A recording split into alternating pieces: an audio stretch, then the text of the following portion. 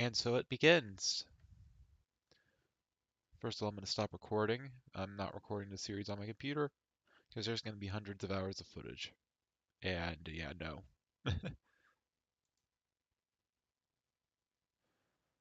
Second of all, let's go to YouTube. And I guess I should also start some music. I'll put on some Pikmin music since that's what I had up. Let me go ahead and edit some of the settings. I guess game title doesn't exist. Let me make sure no one's actually called a game Skeletower. Good. I don't have a thumbnail for this.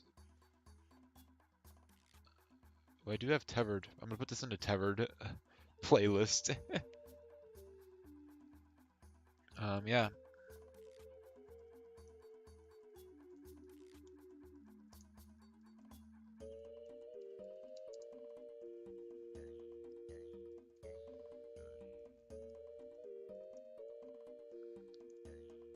Well, hello there, Rosalina fangirl. 8 goal. Glad you can make it. Thank you for joining us. Yes, it has been a while. I'm gonna leave monetization off for this series.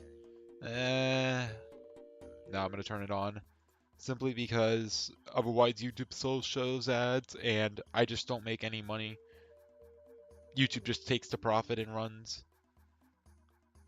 Well, hello there, Rock Reference Games. Glad you can make it. Thank you for joining us. No, that's just my background. I set my background to all my different things, all my different thumbnails. All right, let me send this to Discord.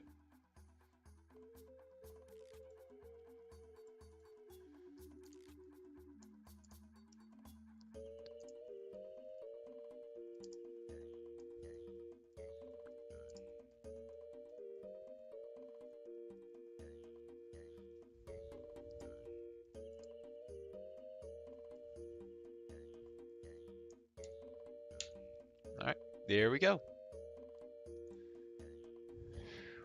It's been a while since you joined a stream, yeah. So yeah, let's go ahead and get started. First of all, let's start a new project because I'm going to be doing this in Unity. Um, I'm going to put this in 3D. My project. We're going to rename this to Skeletower.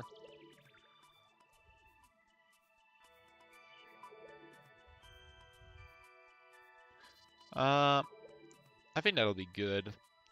I want to test something as well. Oh, I don't have just a nothing screen. Okay.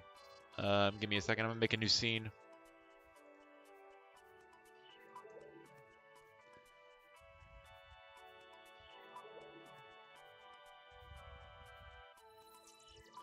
I think I remember you a little bit at least. All right, so this is just a blank screen.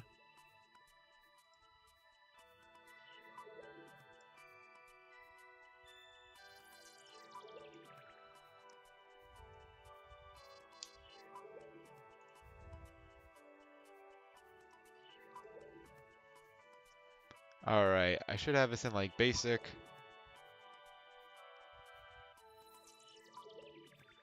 Okay, I don't. Kind of surprised I don't have it. I guess that was only on my other computer.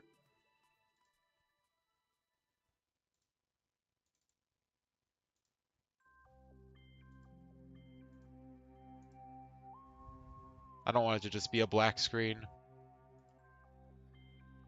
So I'll just set it to be background.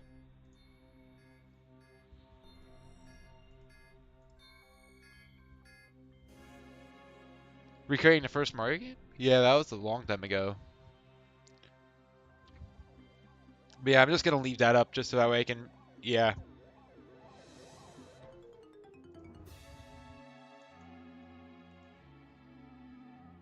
All right, cool. I can bring the screen back now. So I can set this to programming.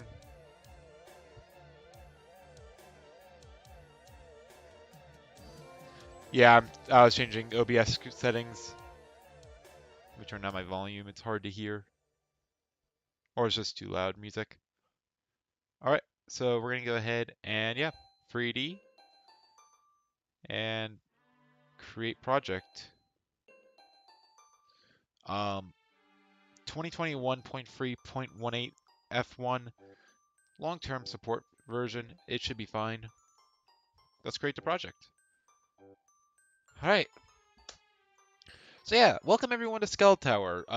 This game's gonna be really cool. It's gonna be so epic and amazing and crazy and just awesome, I guess. Do I think there'll ever be a Waluigi game? I mean, if Nintendo likes money, they'll make one, but I doubt it. So the basic premise of Skeletower is going to be that it's going to be a two-player game, kind of. It's going to be a single-player game in the sense that one person is playing it, but you're going to control two characters. And through this, you're going to be able to control both players with, well, this is one thing I'm going to do in this stream. I'm going to make the input so you can either use keyboard or controller because that's something very important, I feel. So the way it's going to work is because controlling two players is hard, I'm going to make it so by pressing the down key, instead of doing like a crouch or a ground pound, you just explode because you're a skeleton. And the way it's going to work is your heart is I'm going to give you a heart, or a half a heart. It's a hard game to explain because the first thing I start off with is, oh yeah, you play as two players. So I think I should start from the beginning, at least my idea for it. So the main idea is you're walking along or something, and somehow angry scientist at the top of a tower shoots at you with a disintegration gun that he's working on. I don't know if it's an accident yet, or if he's just doing it because, haha, funny moment. Still trying to work that out, but he shoots at you. You get pissed because, what do you know? He just tried to shoot at you with a disintegration gun. And most people don't like that. So you go into the tower, and this is a tutorial. You climb up a couple of levels. There's no real hazards. Then you reach the top, and there he is, the main boss. He pulls a lever, trapdoor falls out from under you, and you fall all the way back to the bottom. Except you crash through the floor, and you literally see that you were just at the top of the tower, the top of the iceberg, and you just crash through the floor. Okay, this loaded. There we go. Anyway, so you crash through the floor, and you fall through the entire actual tower, which is massive. And you just fall all the way to the bottom into a dungeon. But that doesn't kill you. So then one of the scientist's henchmen, he goes ahead and wheels in the disintegration gun, points it at you, you're in a cage, you can't do anything. He shoots it at you, and you die. And it literally goes ahead, makes your skin explode, and then you're just left as all bones, and your heart literally gets taken up and fragmented. One half flies towards the mini-boss or something, gets destroyed, whatever, and the other half flies through the vents because it's a little no, I'm not making jokes like that. But yeah, literally, so one half gets captured, if you will, or taken, destroyed, whatever, and the other half disappears. So the next thing you know, you see your skeleton being carted away, and it's left in a room, whether that be in a coffin or whoever, whatever, and you're able to basically move your heart over like a little snail, and just jumps into the skeleton and basically powers it. So now you're able to walk around as your skeleton, and the whole first level is getting used to the mechanics. Now, as a skeleton, you basically have the same exact moves as you did as a human. However, now some other power-ups work, I guess, right now. The main gimmick is going to come in level 2. I just want you to get used to the physics here. So you're going to be able to walk around, and you're going to be able to just jump, you're going to have walking back and forth, left and right. You're going to have jump. I'm not going to give you the ability to explode yet because obviously you only have half a heart yet. So you're going to be able to walk around, and this whole first level right now I'm thinking is going to be about 2 gimmicks. One, destructible mirrors that you can dash through. Of course, you don't have a dash yet.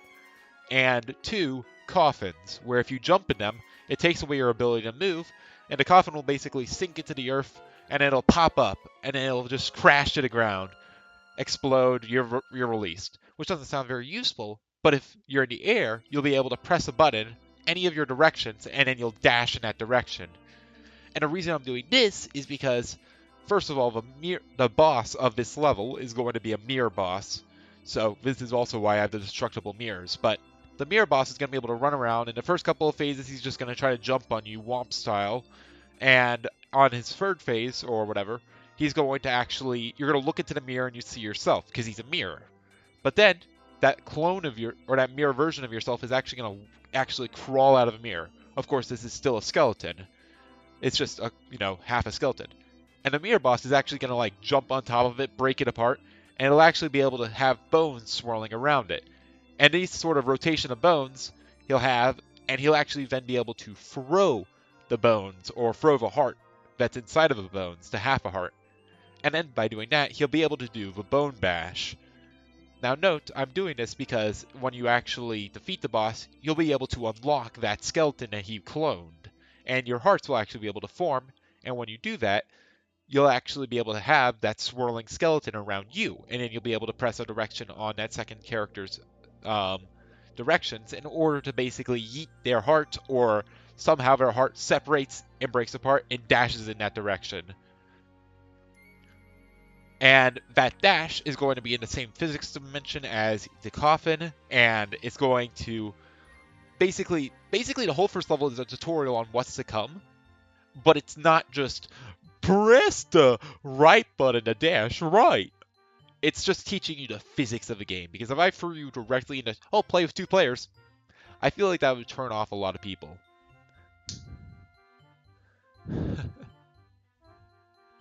Seems like it's going to be a puzzle platformer. It's probably more just going to be a platformer. Think like Celeste, New Super Mario Bros. Wii. Why is Donkey Kong your desktop background? Because that's a challenge that I'm doing. I have a thumbnail, and I make all my desktop backgrounds my thumbnails. It's a sneaky 2-player game. Yeah, I will let you play it with 2 players, but I am going to make it more focused on the single-player experience, but you're playing with 2 characters. But I will definitely include a way for you to play with 2 players, because it would be a stupid missed opportunity if I didn't let you play with 2 players. I forgot substitute for something you did with Steve. What was it? Probably New Super Luigi U, minimum points. Steve's channel is pretty much dead. I wouldn't say that. He still has a lot of subscribers, and I'm sure if he posted, he would still get a lot of views. But yeah, he hasn't uploaded in a long time, and I don't know why. That sounds a bit gruesome. We can all agree we should have New Super Mario Bros. All-Stars Tour. That would be cool. Just an absolute new... Just a Mario recap game that actually includes, like, every Mario game. Like, Super Mario Bros., New Super Mario Bros. 2, Super Mario Bros. 3, Super Mario World, New Super Mario Bros. DS, New Super Mario Bros. Wii, New Super Mario Bros. U, New Super Luigi U, and then all the 3D games as well. Maybe not the spin-offs like Mario Kart, but all the normal games. The mainline games, if you will. That would be really cool. Game over. Oh no, it's game over.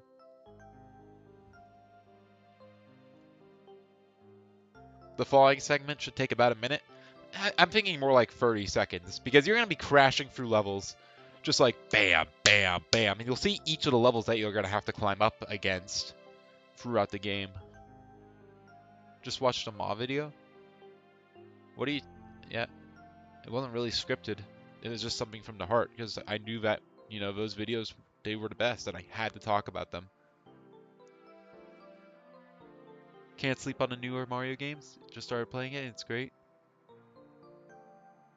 Oh, the newer games. I haven't actually played newer Mario Bros. Wii. Anyway, so let's talk about art style. So the art style of this game is going to be 3D, but it's going to be a 2D game in sense of controls. Which, by the way, I guess I should talk about the controls that I'm thinking of implementing. It's going to be, first of all, you're controlling 2 players. I do not want controls to be complicated. I don't want you to have, okay, if you press the shift button, then you have a dash. You'll do your own special move. That would get really complicated real fast. As such, for keyboard specifically, I'm going to have 8 inputs. I'm going to have left, right, up for jump, and down for explode, which will allow you to basically recombine the hearts. Now, on control, and of course that's duplicated for both skeletons. However, I guess I should mention that on controller, you'll actually have 12 inputs, because I'm not going to make it so... I've played with controllers before, and I know that if I made it so, oh, if you press down, you explode, and you just barely touch the down button, it would get really frustrating.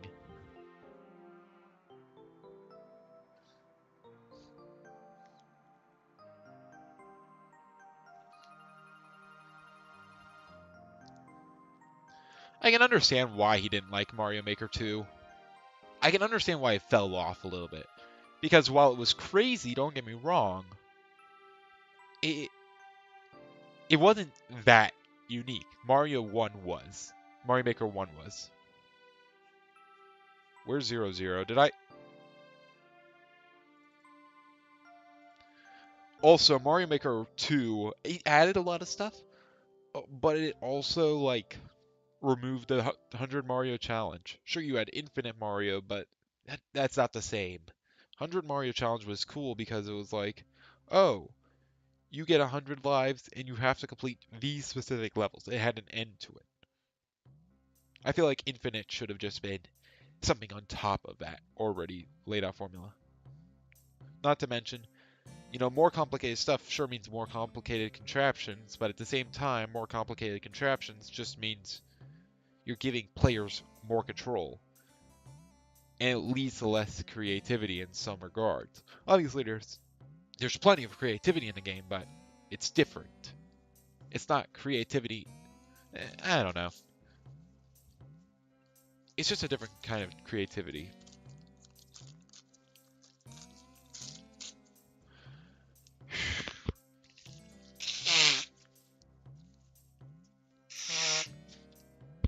Also, I think fundamentally the controls are worse for Mario Maker 2 than Mario Maker 1, just because the gamepad was made for Mario Maker. Anyway, enough stalling. Let's actually start making the game. So the first thing that we're going to make is we're actually going to make a thing called... We're going to make a couple of interfaces that I really want to make because I think they're really important. We're going to make a tweenable interface and a waitable interface. Now, what tweenable is going to do is it's going to allow me to essentially say, all right, camera dot position tween to 2-2. And then the camera will, over time, move to 2-2 over a certain amount of time. Granted, I can do this in methods, but it's really annoying, and I don't want to do that. Well, I guess that's not actually an interface, that's just a class. Waitable, though, is actually an interface, because what that's going to do is it's going to say, all right, now it's basically going to replace a coroutine, which is already something that's in C#. However, a coroutine is really annoying because I can say, all right, start coroutine, do this thing after 5 seconds. And it'll do that thing after 5 seconds. However, while there's a method called stop coroutines, and stop coroutine, and you could say something like stop coroutine, do something after 5 seconds, it will still do the thing after 5 seconds. It's really annoying. I do not like coroutines, so we're making our own. Penguin suit over frog suit? 100%. No contest. Alright, I guess we should start getting started. Yeah.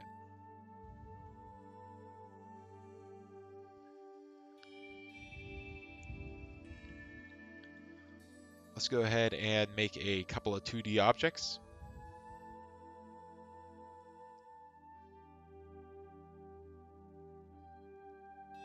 Where are 2D objects? Could I create a 2D object?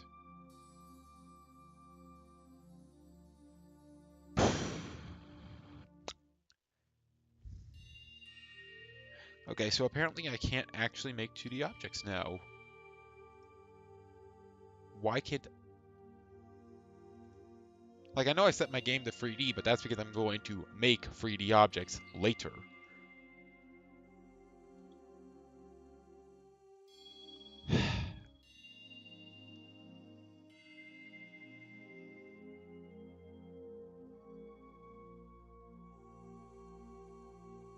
Man, they really took away my 2D objects. Alright, let's see. Can we create 2D? Here we go. Physics material 2D. That's not what I want.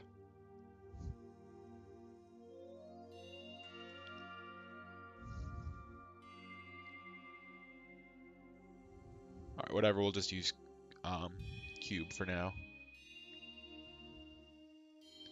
But I have the wrong...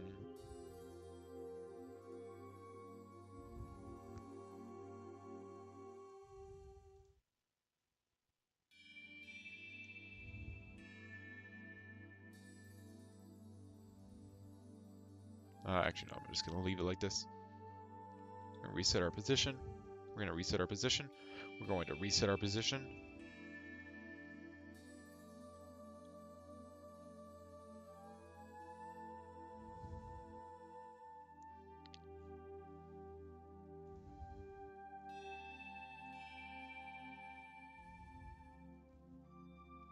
We're going to go ahead and scale this up by about 3. It has a box collider.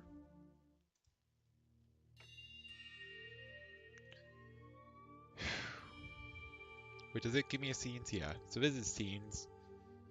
I'm just going to rename this to test scene.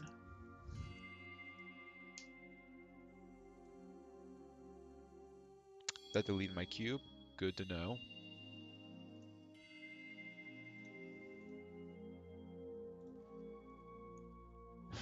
I'm really worried about doing a lot of things because if I do something wrong, it's going to be time lost later.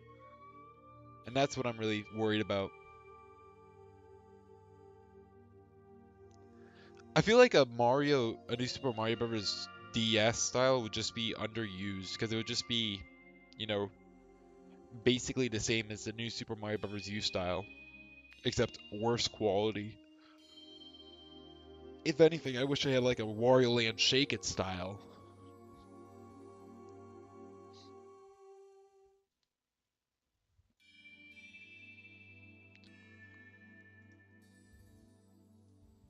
Alright, so we're going to have that. We're going to have... let's go ahead and make our player now. I think our player is actually going to have a cube box glider, or a rectangle one, to be exact.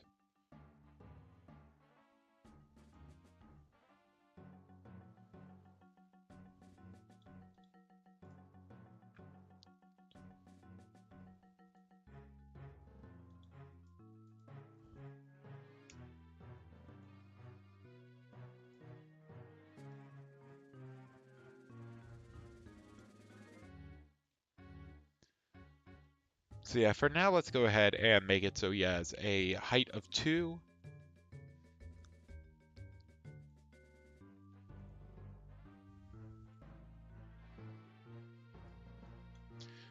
Now, in terms of actual physics that we're going to be using, I'm going to be using velocity physics. I'm going to be creating a folder. I'm just going to call this player. It's going to have everything related to our player in it. So the thing we're going to make is a C# script. We're going to call this player controller.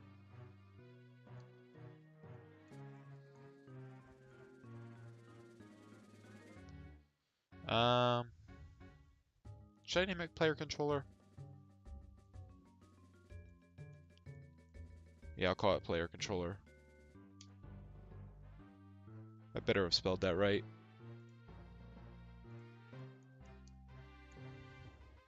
Yep, I'm not stupid. Hooray.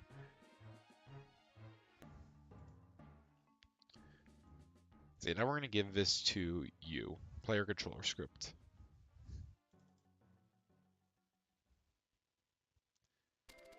All right.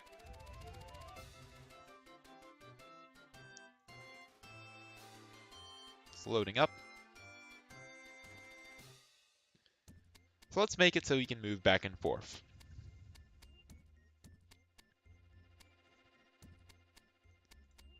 First of all, we're going to make a vector 2.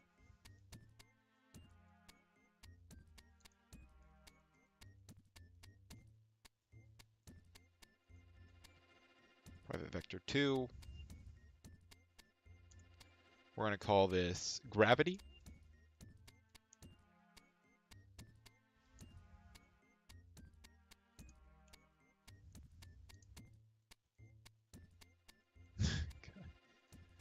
I don't know why I'm so nervous. Well, yeah, I do actually. It's because like I said, if I make some sort of stupid mistake, it could cost tons of time later. I need to make sure my design philosophy is correct.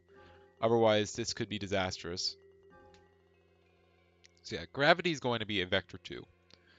And by default, we're going to make it 0, 1. Or 0, -1. We're also going to make a private...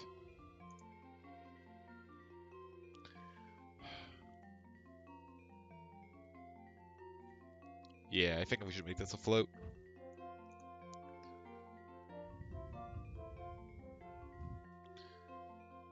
We're actually going to call this gravity direction. Dir for direction.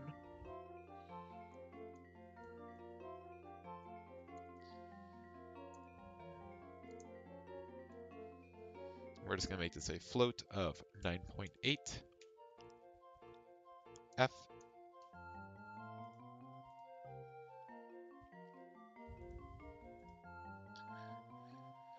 So yeah, now what we're going to do is we're going to say, oh yeah, I guess I should also add a rigid body to our cube.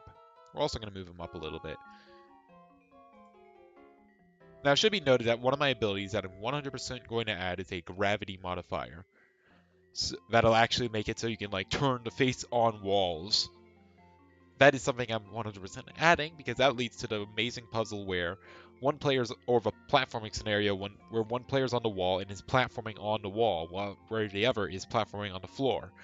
You go ahead and you are climbing the wall and your other guy is broken apart. He's connected to you and you jump off a ledge.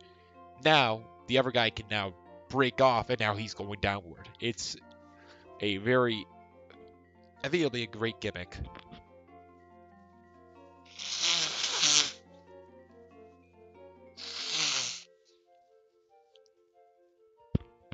Alright. So yeah, we're adding a rigid body. Should I make it a rigid body 2D? That's the thing. I kind of think I should make it a rigid body 2D.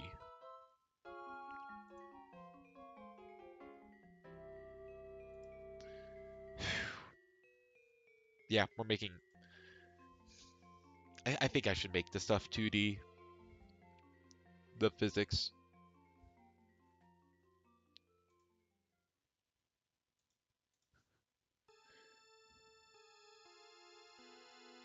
Well, let's see. Can I delete a component? Can I delete a component? Can I delete a component? No, I can't. That's so sad.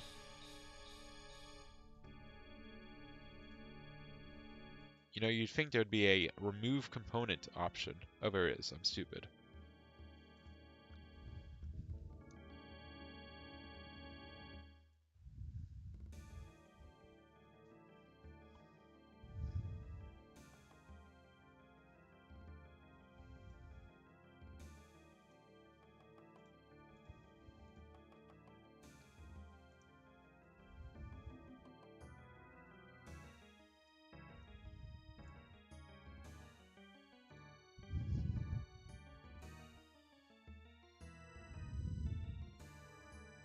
Now, right now, I think if I press play, it'll just fall to the ground. Yep, that's about what I expected. Also, if I move this on the actual z-axis, it shouldn't do anything. It should still collide because it's 2D. Yep.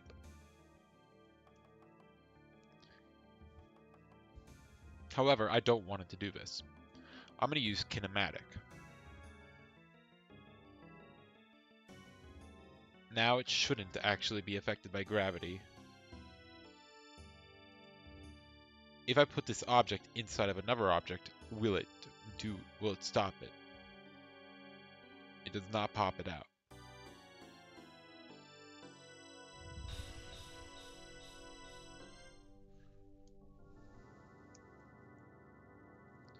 Alright, so what we're going to do now is we're going to make a couple of components. We're going to make a private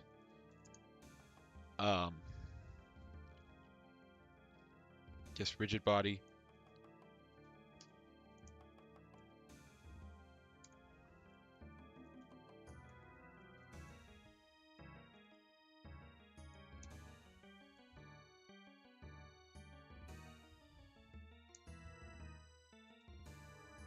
Let's say play a rigid body equals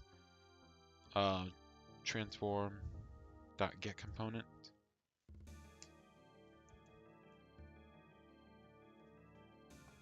Actually, I think I need to use game object. Get component rigid body 2D.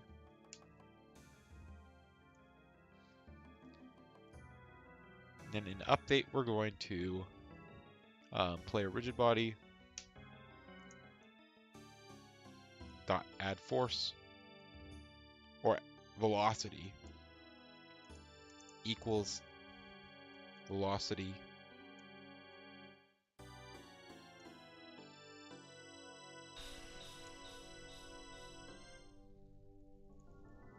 or I can just say plus equals velocity or gravity times gravity speed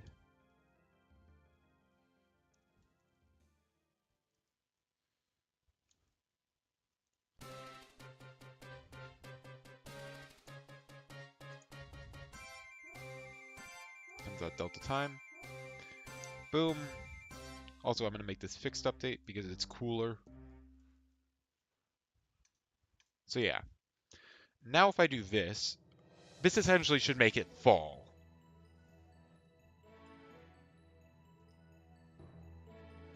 The question is, will it be able to stop it? It does not. That's not good. Alright, in that case, we can't use kinematic. So I guess we're using dynamic. Which in that case means I need to set gravity scale to 0.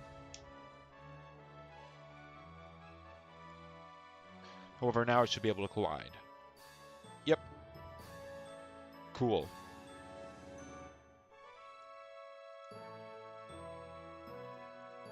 Actually, something I can do to test is this. How many playable characters will there be? There'll just be 2.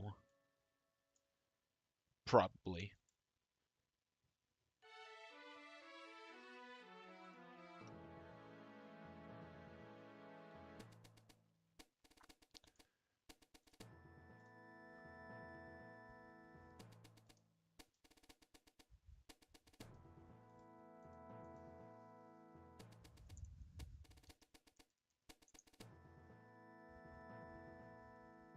Yeah, I'm not going to include that yet.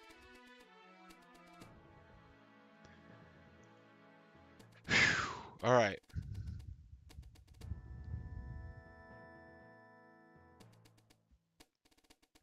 Let's make an input controller.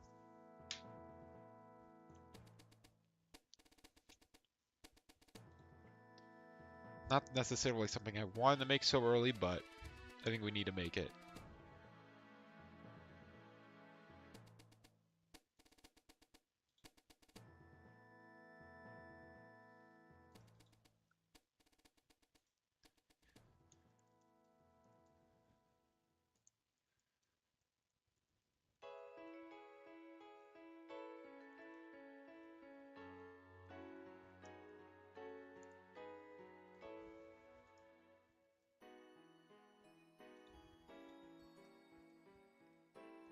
So what this will essentially do is it's a dummy, where I'll basically be able to say what my current inputs are. And this way I can easily set what inputs I'm checking for. So like, am I checking the W key to see if I am going up? That sort of thing.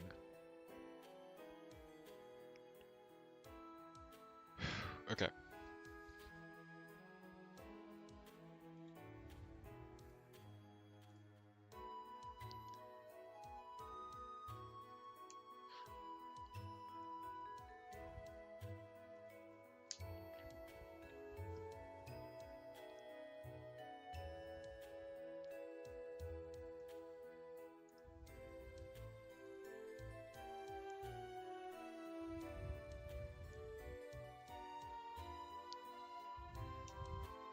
So first thing what we're going to do is we're going to make a public static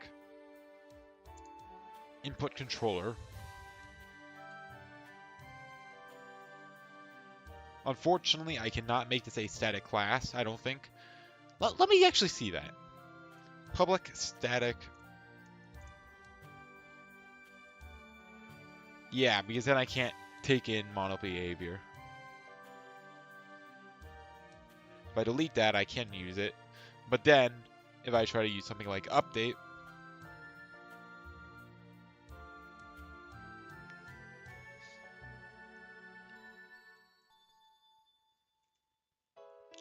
no, I want an update. All right, here, we'll bring back... We'll just go ahead and bring everything back.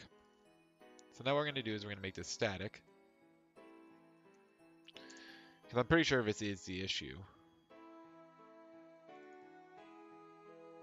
Can I spell correctly? So that makes mono behavior not work. That also makes start and update not work. So yeah, that's a problem. So we can't just have a static class, which is unfortunate, but the way I'm getting around this is by having this. Public, static, input controller.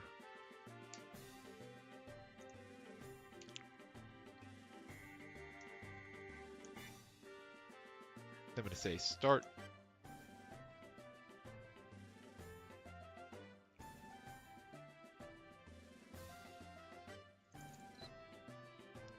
Input controller equals this dot, or I can just say this. So yeah. What this essentially does, this is very smart. It may seem stupid, but it is very smart. And the reason it's smart is now, instead of having to, if I ever want to get my input, I don't ever have to say, dang, where's my input controller? GameObject.find input controller. Because if I had to do that, that's expensive. So by doing this, I always have this static reference to it. So now I can always just say, oh yeah, static input controller dot input controller. What is it? It's easy.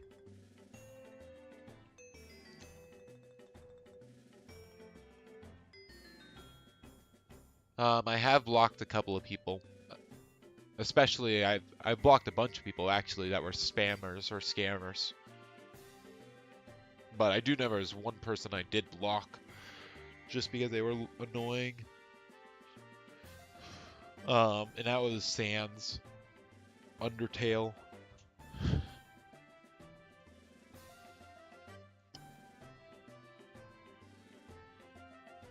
Alright, so something I'm thinking about is, should I just make some of my methods static as well?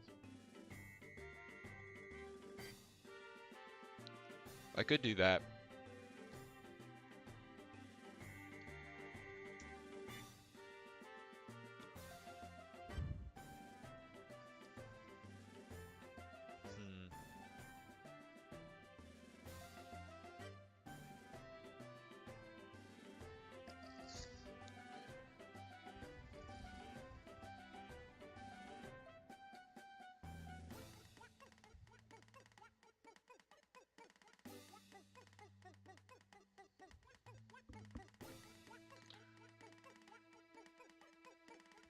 Yeah, I blocked them because they were annoying. They were like spamming wingdings repeatedly. I told them to stop and they wouldn't stop, so I banned them. Alright, so input controller. So right now I'm trying to decide between two different ideas. Option one, I go ahead and make all my methods public. Or I make all my variables public, like, oh, what is my up dog? Is up W? Or what is my up value? Is it 1? Like, I could make that public, or static public. So that way, if something wanted to know, oh, what's my player 1's up button? Oh, it's currently up. Alright, do this then. They could just do that. Should it be modifiable though? Not really.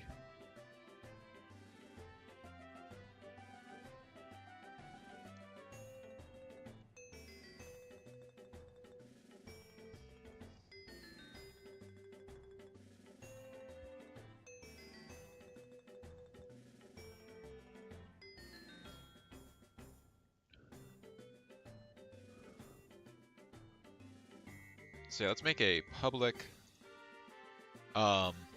void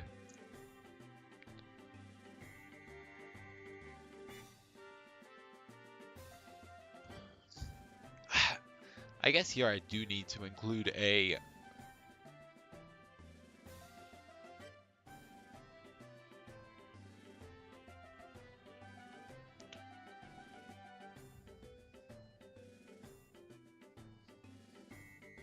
Alright, let's go ahead and start off by making some variables that we're going to need to fill.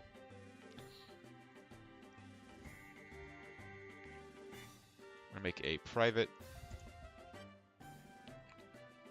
bool keyboard using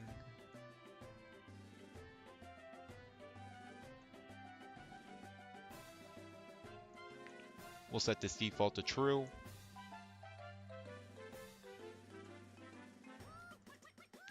We're going to make a private float.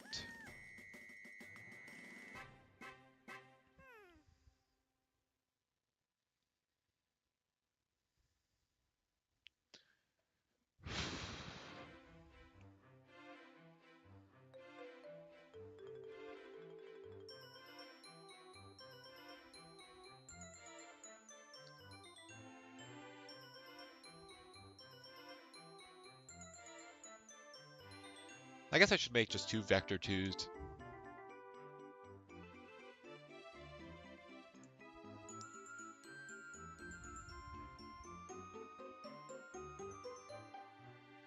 Or I guess three vector 2s. So this is going to be private. This is going to be passed the vector.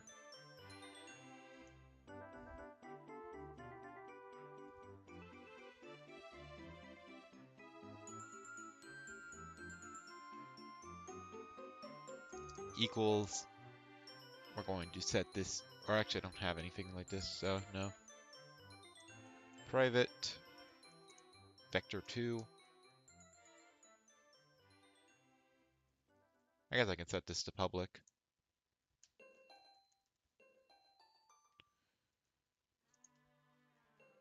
So I'll set these to public, I guess.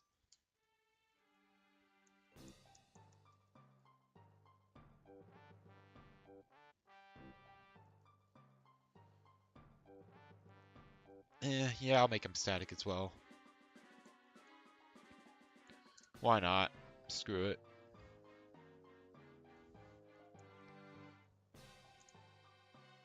Honestly, in that case, there's not even really a reason to have a public static input controller. I don't need a reference to the input controller then.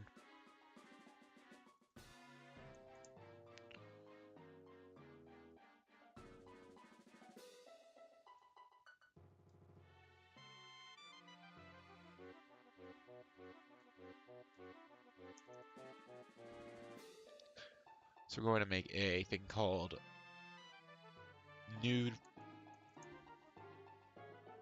or cur-direct vector.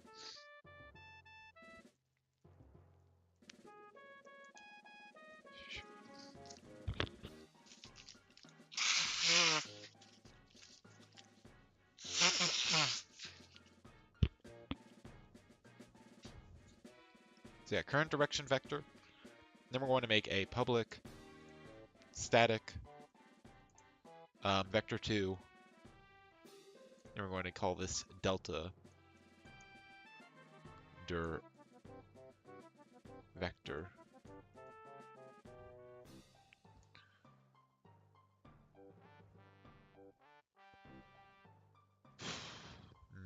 That's a problem. I update my position every frame where I should be updating.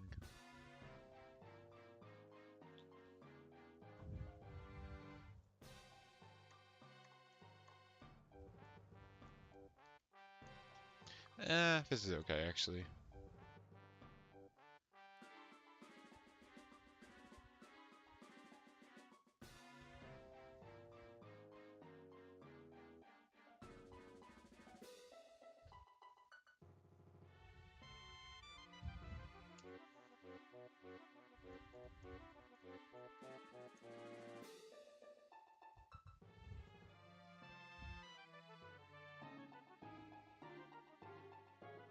Oh yeah, I need to include that as well.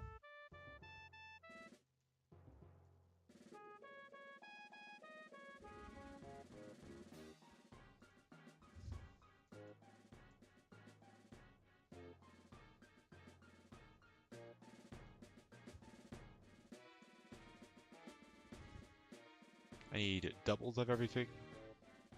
Either need player two's version.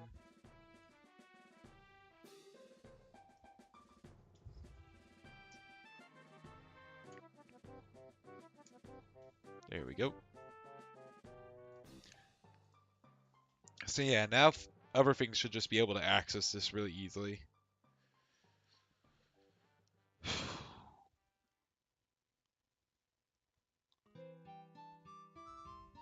I'm not going to implement the buttons yet because I'm right now just working on the keyboard.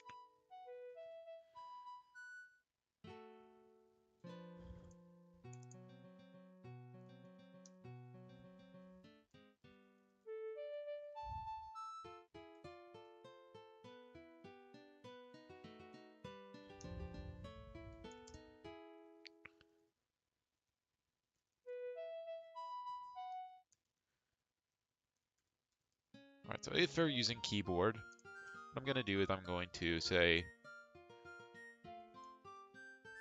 for player one direction equals input dot get axis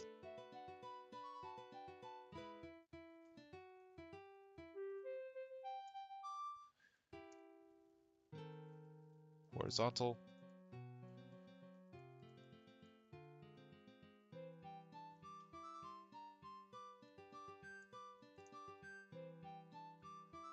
let's say new vector 2.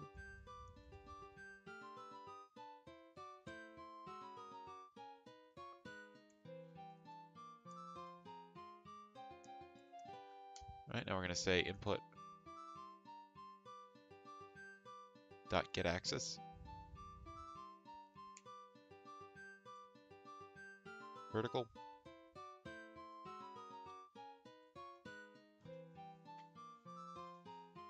Oh, and it deleted my parenthesis. So there we go. One thing I do need to do actually is I need to have two separate axes. So we actually need to go back here. I need to go to project settings. I don't think it's a player. I think it's an input. Where's inputs? Wait, was it in here? That's just input. Wouldn't have purchases. I don't care about that. Input manager. Here we go. So we're gonna have 4 axes.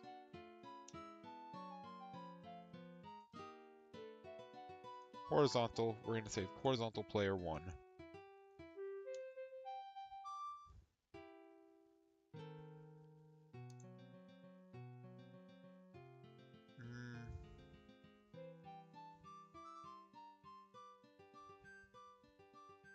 Actually, we're not. No, we're not. Instead, I'm actually going to change how this works.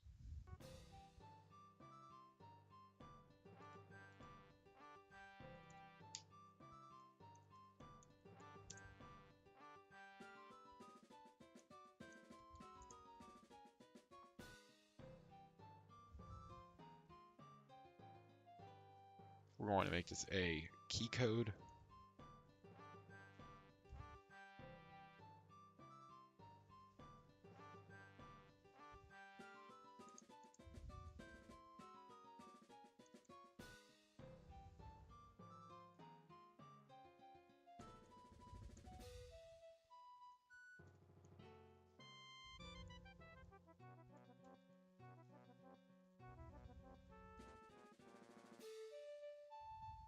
We're just going to call it up player 1 equals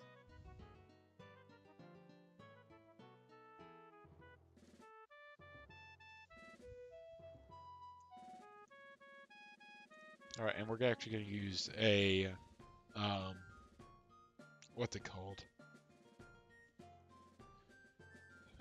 player pref.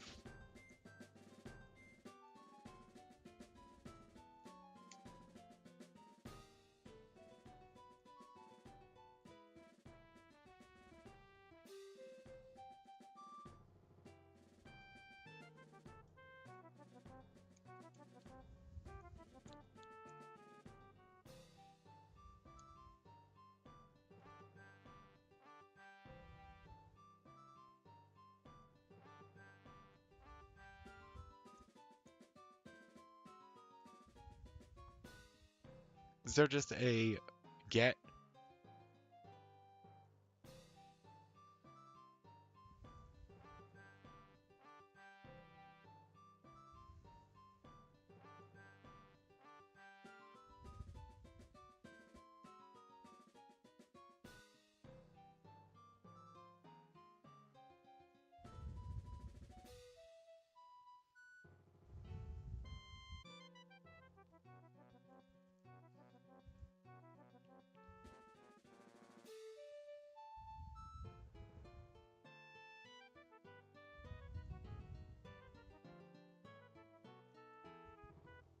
I know this is probably pretty boring. There's no way around it though. I need to make sure this actually works good. Can I just use an int? Can I just say something like 11?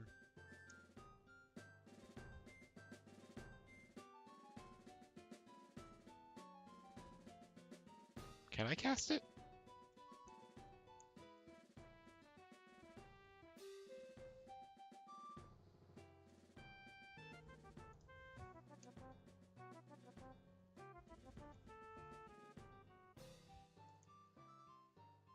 So this is 119.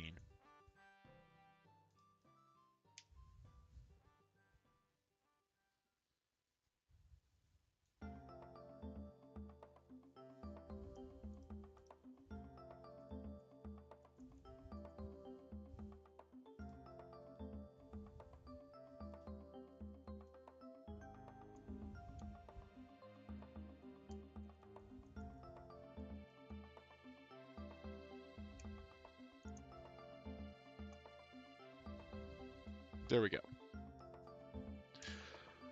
Alright, so what this line of code should do... Am I sick or anything? Yeah, unfortunately. Allergies suck. Also, probably from sleep deprivation, but that's fine.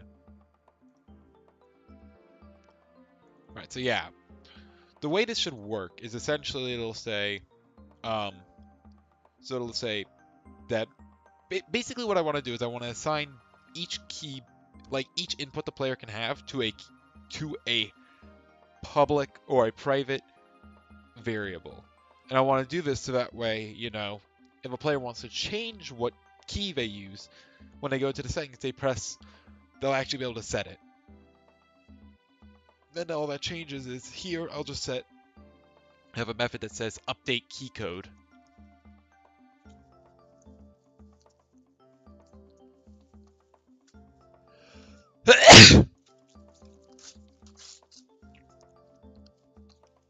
I love being able to breathe. My allergies do not.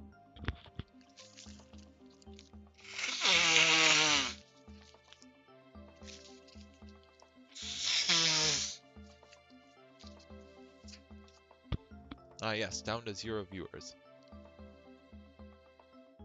Anyway. So we're going to do the same thing for all my other variables.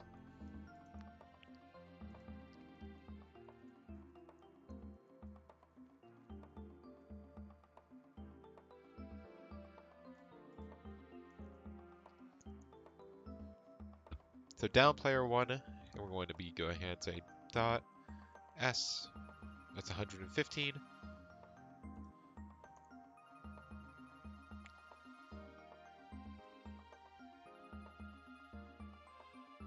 I'm actually not going to add any more right now. I just want to go ahead and check this.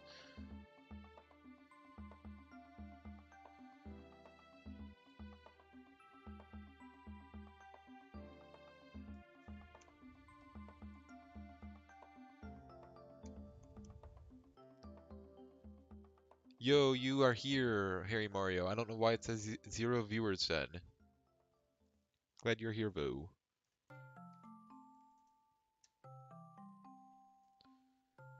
Input.get key? Oh yeah, get key down.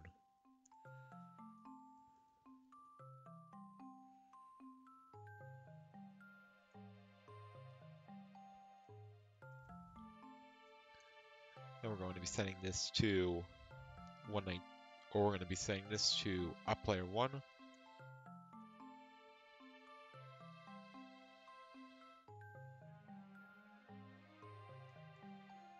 Well, I guess we're going to start off by saying 0, comma, input player 1. Why is it saying this is wrong?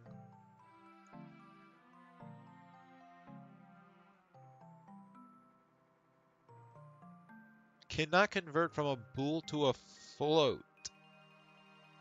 Oh. Is it saying if it's pressed or not?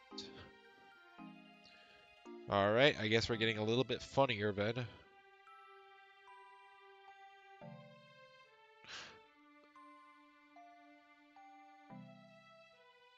Nah, I should do it this way. So if I am pressing up player 1, then it should be set to 1. No, I don't have to do this. I can just cast it to be an int.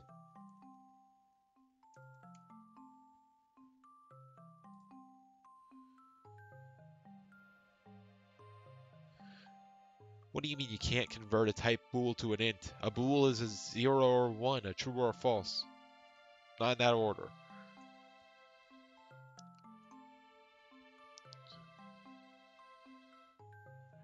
Alright then. I guess we're using this instead.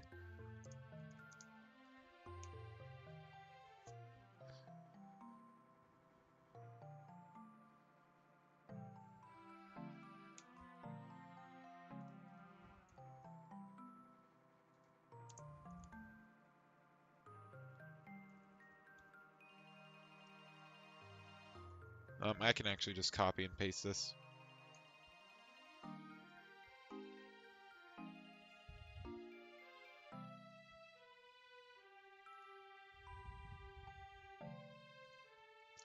Place that with down player 1. Cool. So now I'm going to say if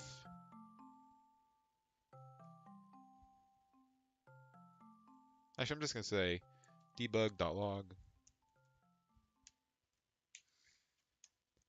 yeah, cur player 1 direction. So I just want to, honestly, I'm doing this in order to make sure up player 1 works.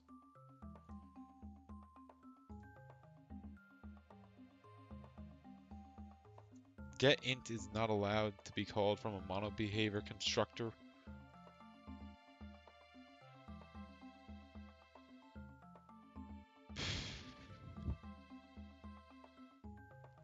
Okay, that's fine. I understand the problem.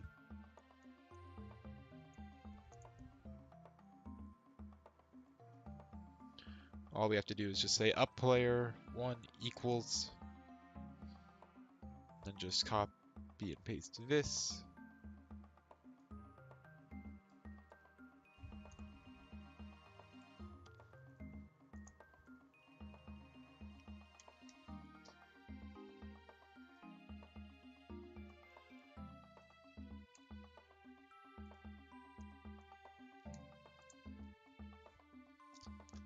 And there we go. That should fix that problem.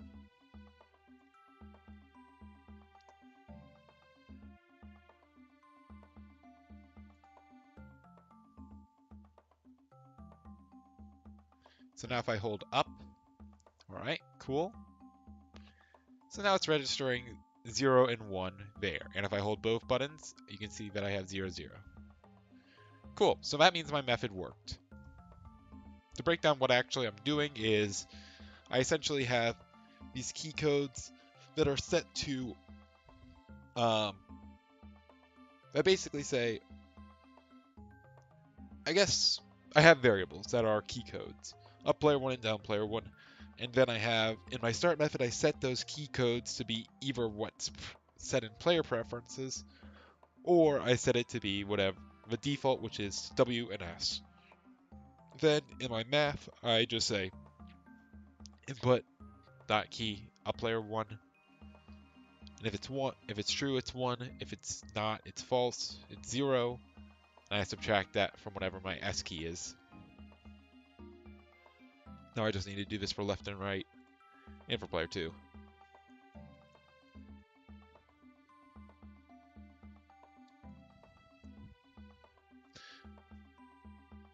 This feels like something that should be in a struct, honestly.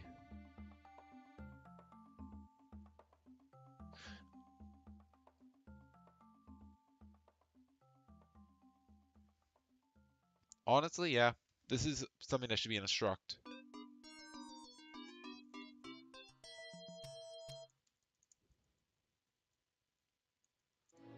We're going to call it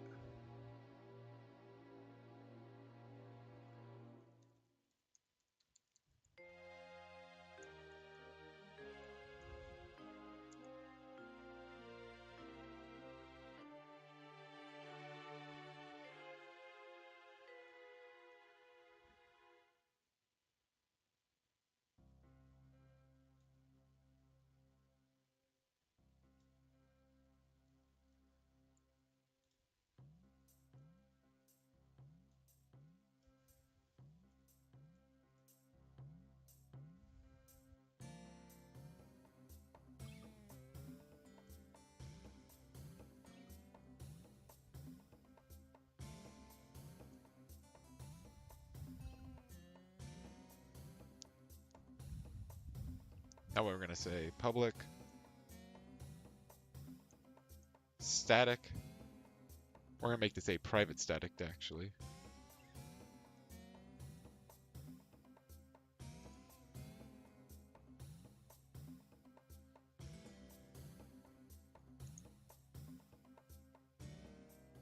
Directional inputs. Player 1 inputs.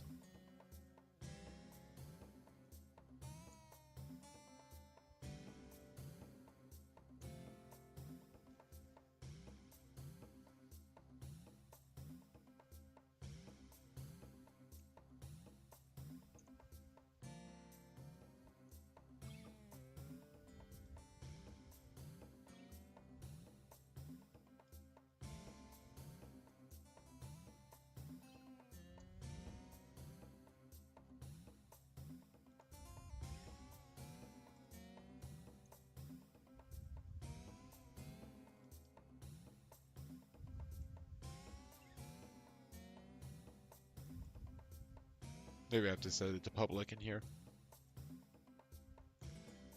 Yeah.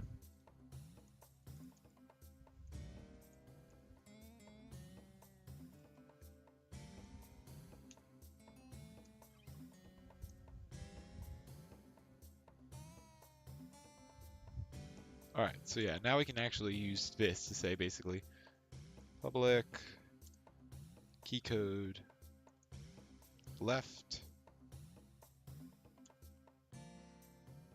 and public key code right.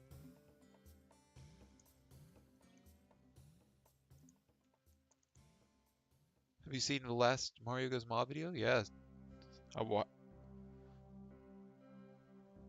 Wait, shoot, it's 11. No, I haven't seen it. I'll have to watch it later tonight. Fun fact, I did not sleep last night. I really should have. I thought I was going to, but instead I worked on some schoolwork. So that was fun.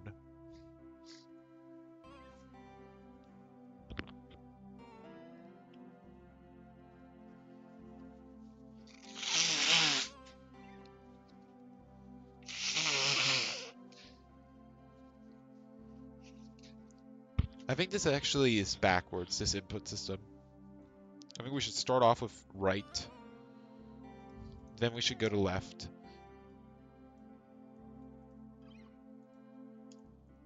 Then we should go to up. Then we should go to down. And the reason I say that is because right is positive x, left is negative x, up is positive y, down is negative y.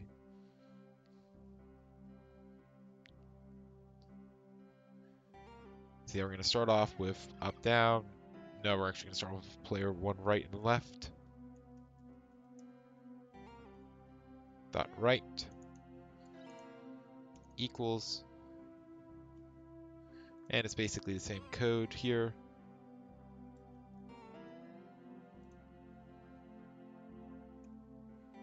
Key code, we're going to set this to right player 1.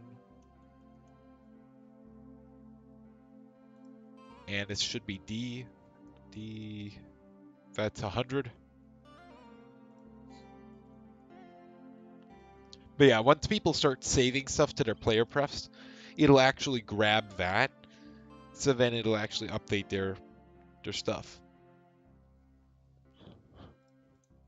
So this should be very adaptable.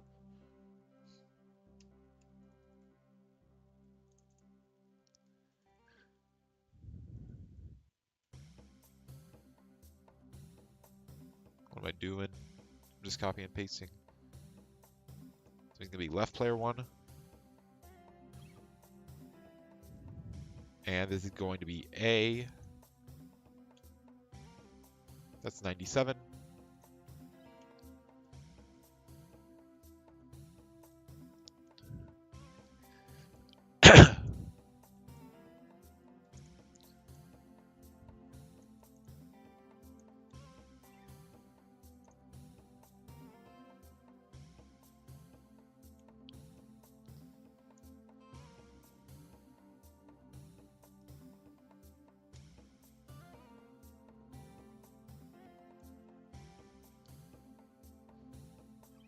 Now we just set all these to player 2.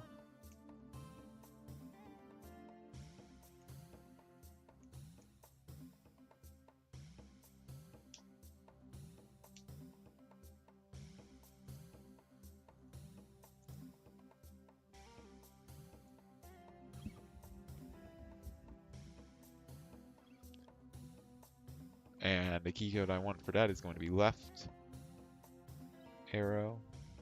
That's 276. No, we're looking for right arrow. What am I saying? Right arrow is 275.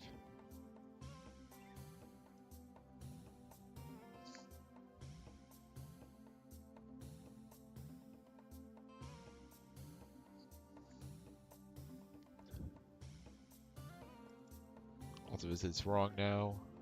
Get key. Player 1 inputs. Dot up.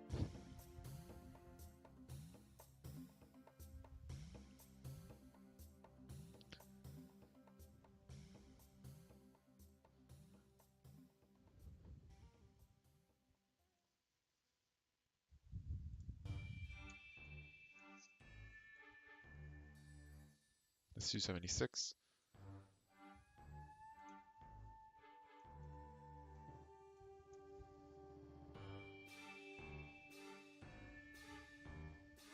$273. I'm just going to take a guess and say this is 274.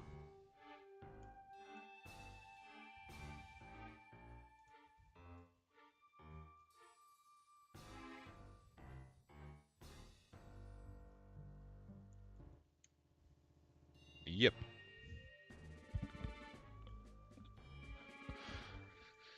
So yeah, this essentially sets all the basic values of my inputs, so what it's looking for.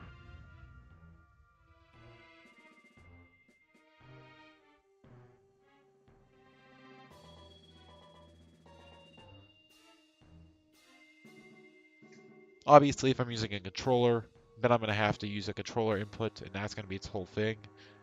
I'm not going to do that quite yet. However, all I'll have to change is the values I return from get is holding jump button or something.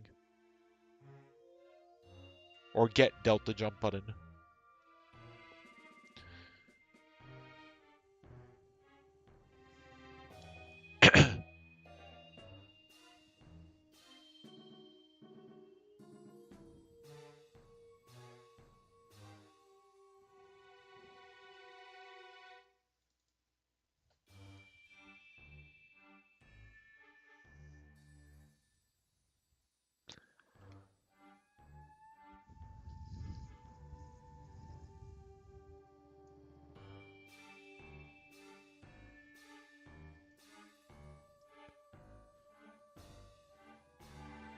Alright, so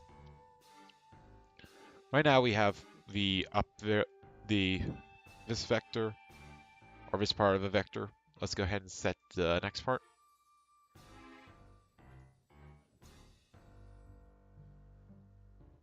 So we're going to go ahead and set this to player 2 inputs. No, player 1 input still. We're going to set this to right and left.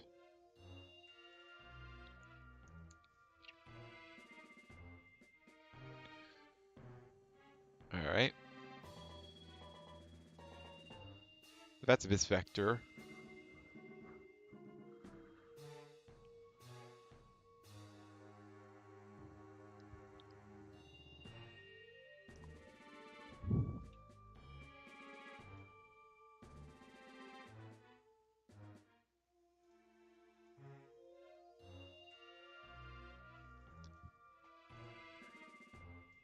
I'm actually going to set the current vector to 0 now that I think about it.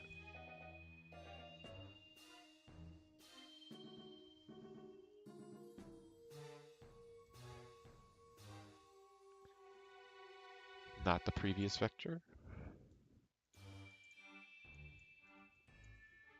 The reason we're doing this is so that way we can then say at the very beginning, all right, current vector, set the past vector to this, set the current vector to this, and then the delta vector needs to be the subtraction of them.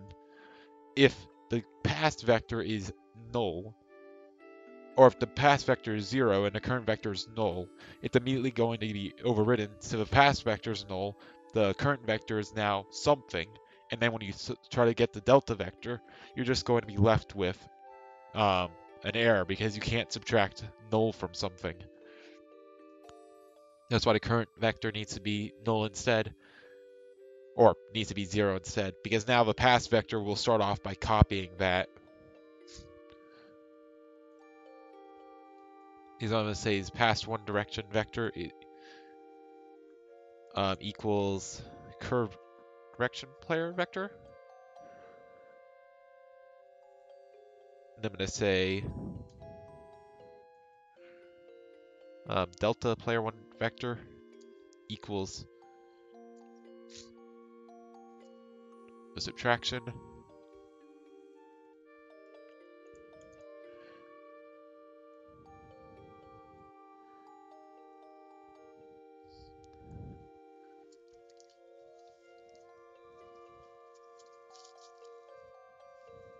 Honestly, I could probably make that a struct as well. I think I should.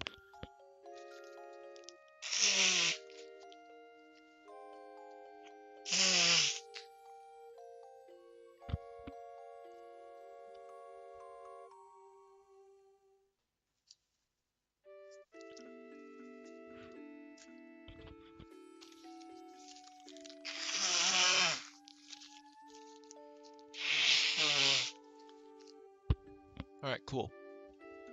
No, my Kleenex did not go into trash. Alright. So yeah, let's go ahead and make this a struct as well. Public struct.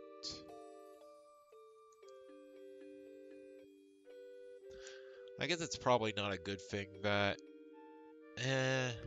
Nah, it's going from player prefs. There isn't really a better way of doing that. I don't think I can make that. Yeah, no, it doesn't make sense to make that public or editable in the editor.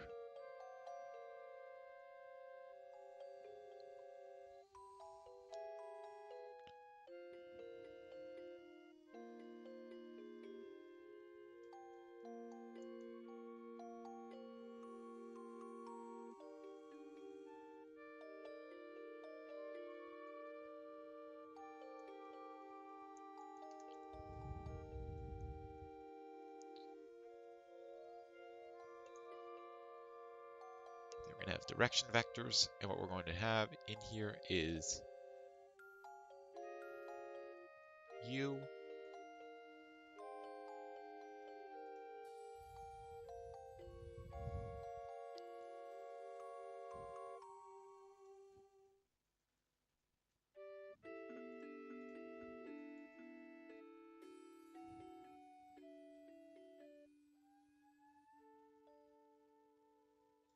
This actually needs to be public so I can edit it.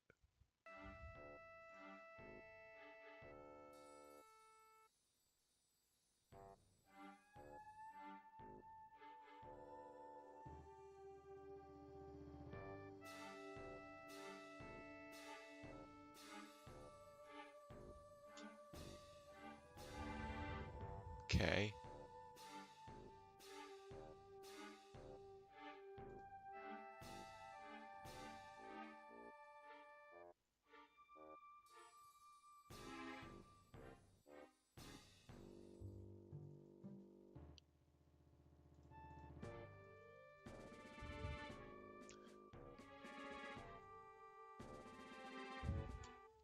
So this makes it a little bit more complicated, but I think this is cleaner code overall.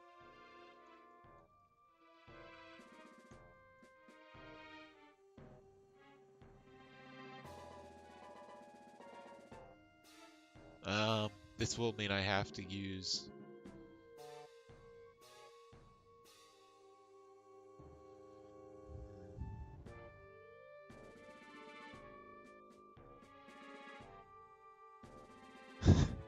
People really saying they want Skeletower stream and then they don't show up. It's so sad. So I think we're gonna make this public. Static. Um, Direction vectors.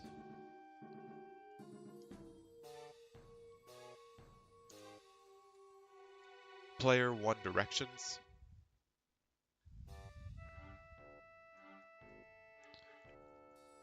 I'll just call it vectors. Public. Static. Directional vectors. Player two vectors.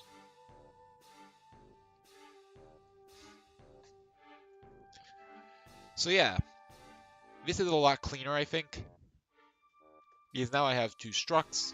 One is essentially, oh, what keys can you press to move your character? And then you have one that is, what directions are your characters going?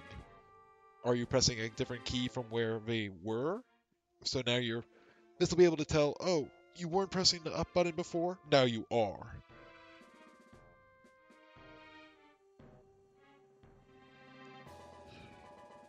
Stuff like that.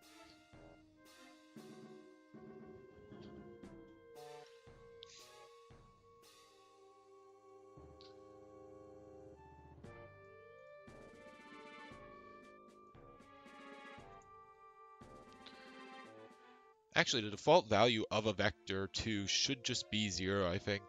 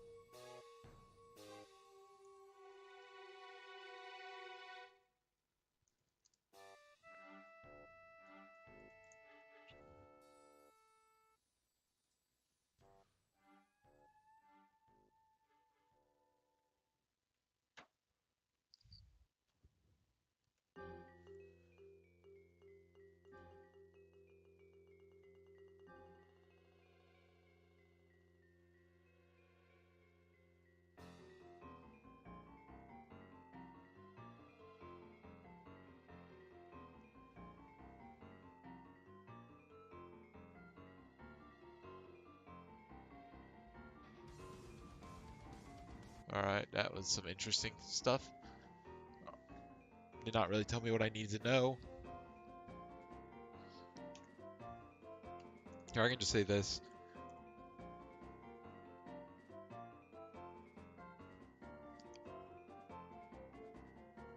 I honestly could just make it an array of 2. That's kind of wasting. That's kind of wasteful, though. Yeah, I don't really need to do that.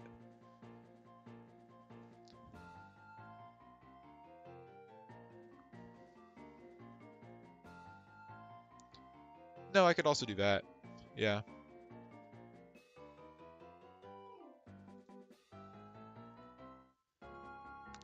No, because that's primitives technically. Because it's a struct, it's a memory, it's not a reference, so I do want to do this.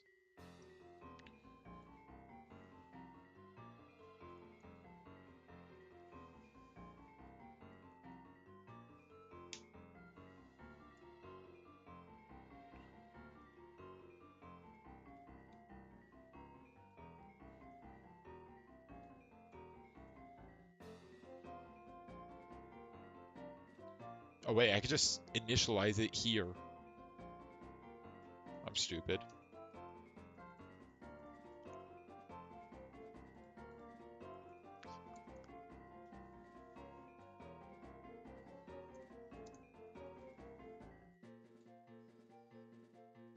There we go. And I can just do that for player 2 as well.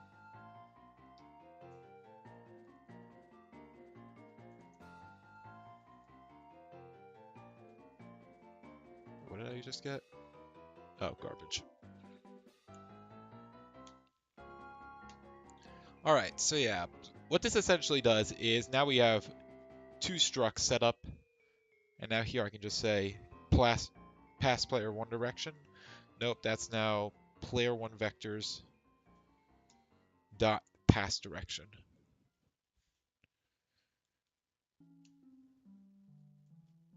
I can say player 1 vectors dot current direction.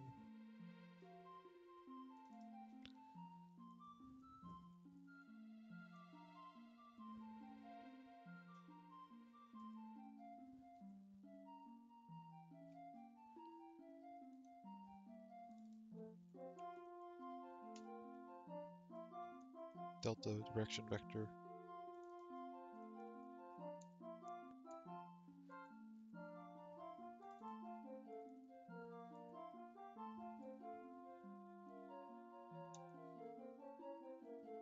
Dot passed. There we go. Now I just have to do this for player 2 as well.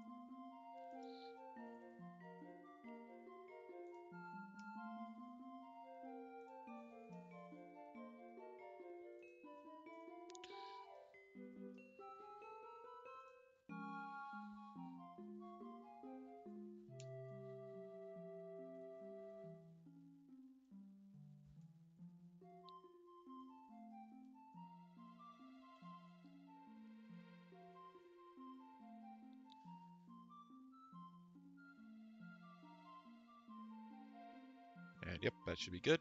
We just do these last few.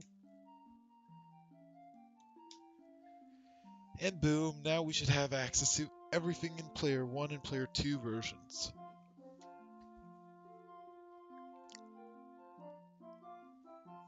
The only exception are obviously controller inputs, but I don't have a controller to hook up right now. Now my controller is back at home. So that's not going to be something I worry about right now, but that'll be very easy to add.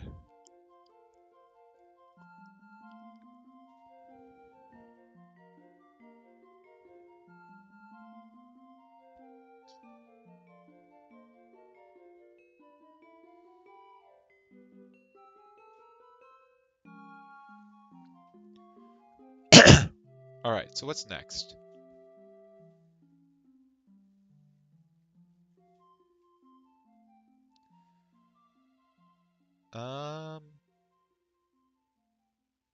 Yeah, I guess next we just go ahead and now we can check what our input is.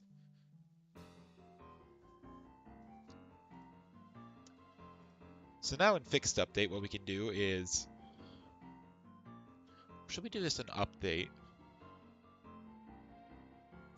Fixed update's actually going to be laggy.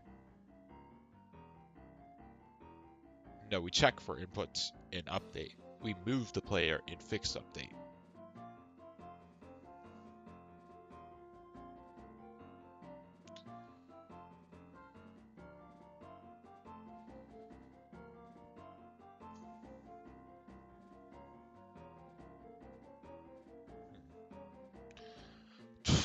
I'm thinking about how I want to implement the movement system here because it's going to be very critical.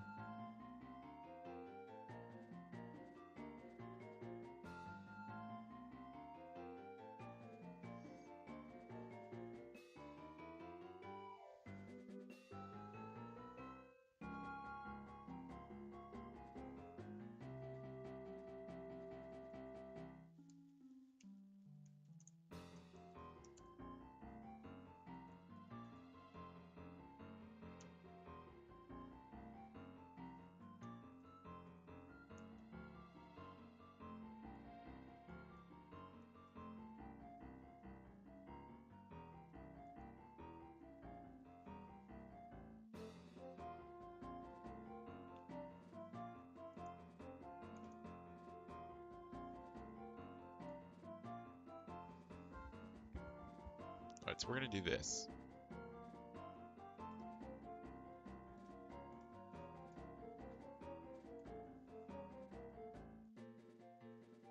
Velocity plus equals. We're going to say move speed. Or actually, we're going to say vector2 dot right times move speed times input dot input controller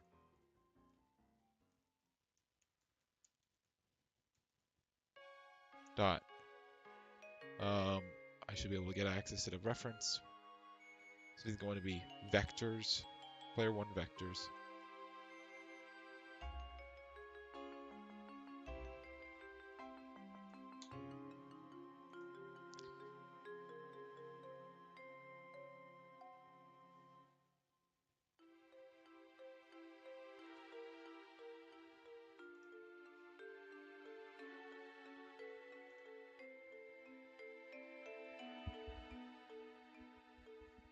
I guess I should also include this. Public static player controller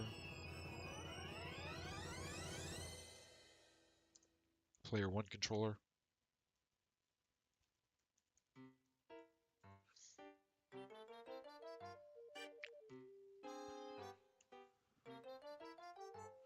Then public static player controller player 2 controller.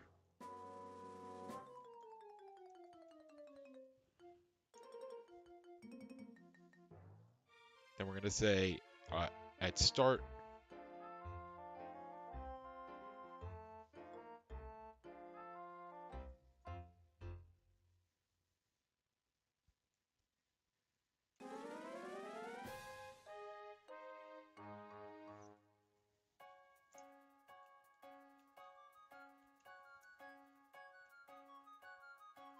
so if I have player 1 controller,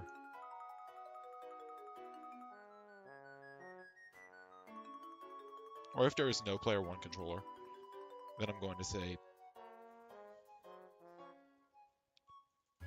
actually no, I want this to be as short as possible so there's no sense of overlap, like it says, oh, if nothing's player 1 controller while something is already being set to player 1 controller, that would probably be bad. So I'm going to actually say player 1 controller equals player 1 controller question mark, and now I'm going to say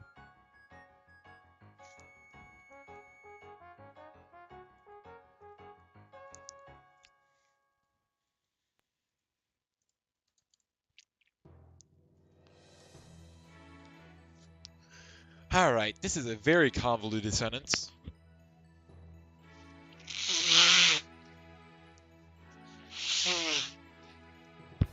So what essentially I just did there is I essentially said player 1 controller equals player 1 controller this.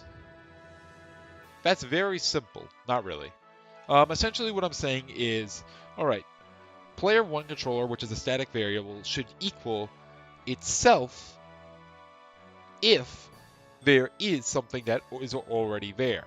However, if there isn't anything there, then it should equal this.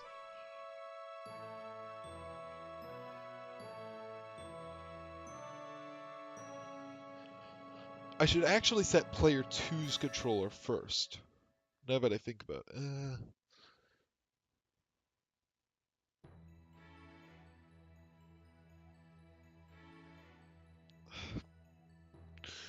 Alright. The thing I'm worried about is if I say player 2 controller now,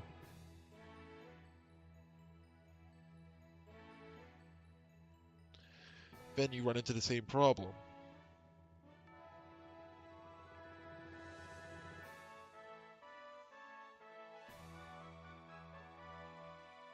I don't think I actually have anything to worry about because I doubt, like, even if I spawn two things at the same time, I don't think it would swap the processes mid-if statement. I don't think that's something I really have to worry about.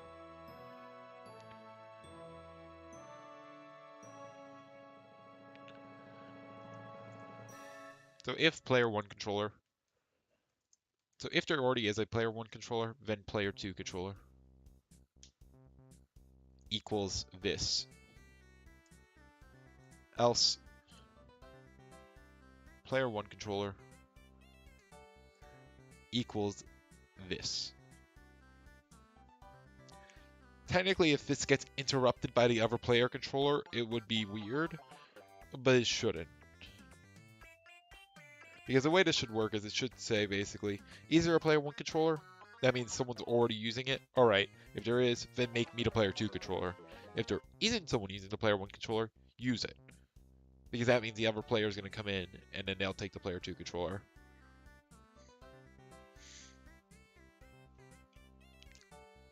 So simple.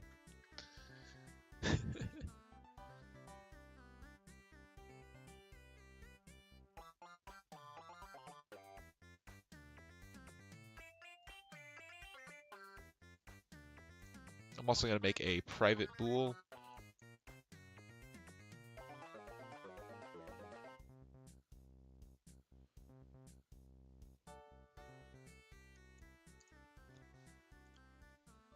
Is player 1.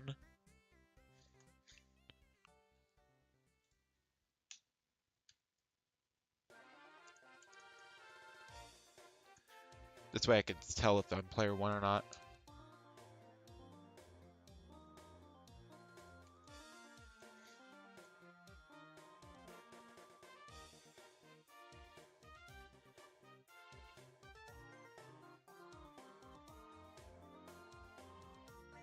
So now I can say that your velocity should be multiplied by vector right times move speed times, well,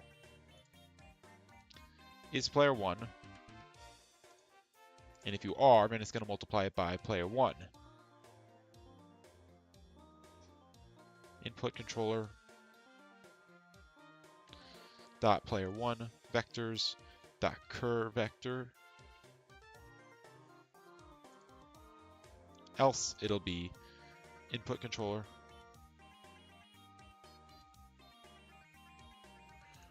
dot player 2 vectors dot cur vector. And I need to put parentheses around this.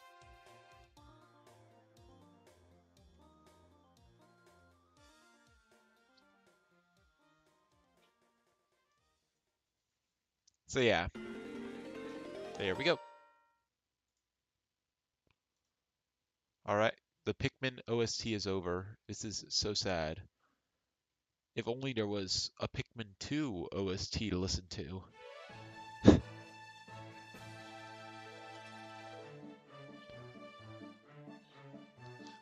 So yeah.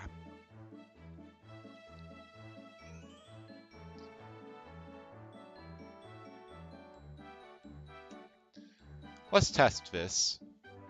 Obviously my move speed's probably wrong, significantly, but that's fine, it'll be fine. Okay, yeah, move speed was a little too high there. You know, I don't know what it was, I just felt it like it was a little too high, you know.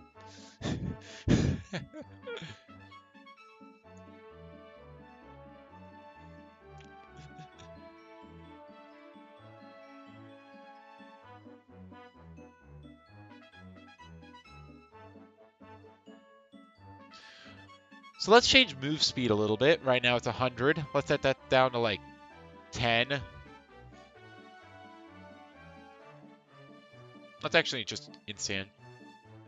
Let's just serialize it. Now we can edit it in the actual editor. And a Pikmin free OST. And a Pikmin 4. Oh, wait, no.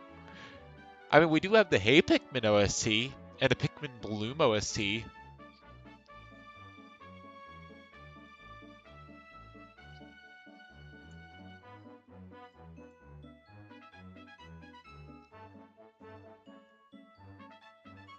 So might be still too fast.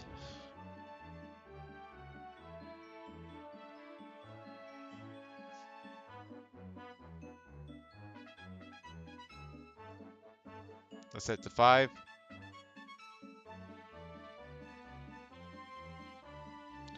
Oh gosh, I forgot about that. That's a slight problem. You can rotate. We don't talk about those games. So first of all, something that I should probably do is I should put on some constraints, especially on the freeze rotation thing, because oh god, spin. Then we can set this down to 1.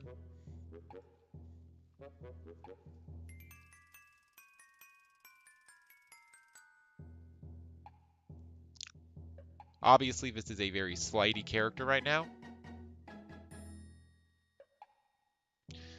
And you can cling on the walls.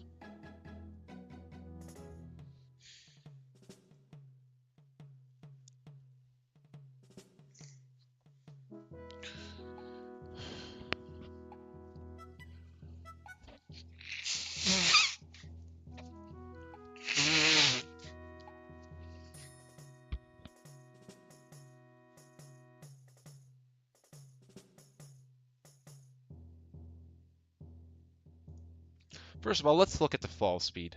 That might be all I need to change. Yeah, you fall way too slowly here.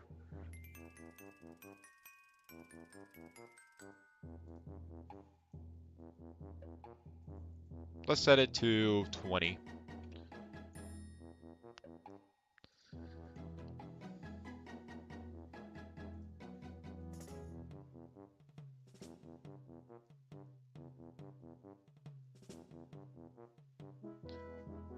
Probably could be even a little bit stronger. Let's try 30.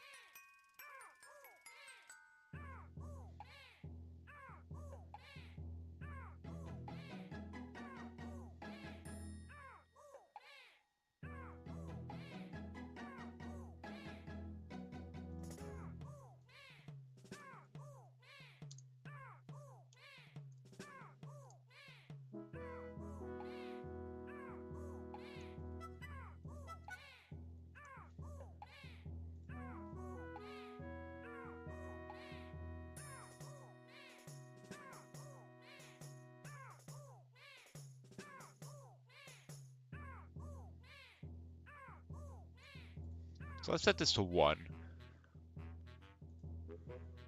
Increasing the amount of drag it has should make it a lot heavier. Still pretty slippery though. Let's set it to 5.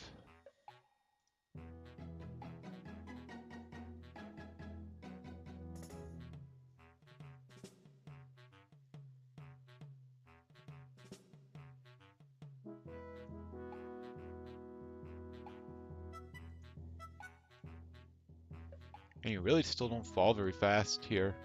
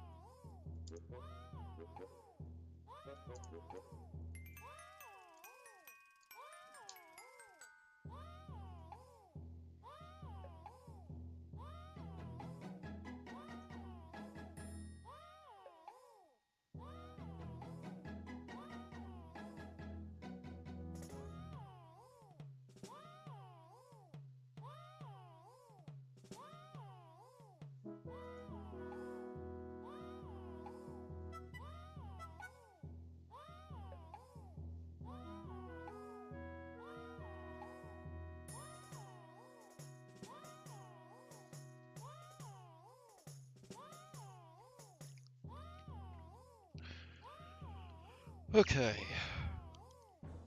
So increasing the amount of drag that I have slows me down quicker, but at the same time I need more stuff to combat that.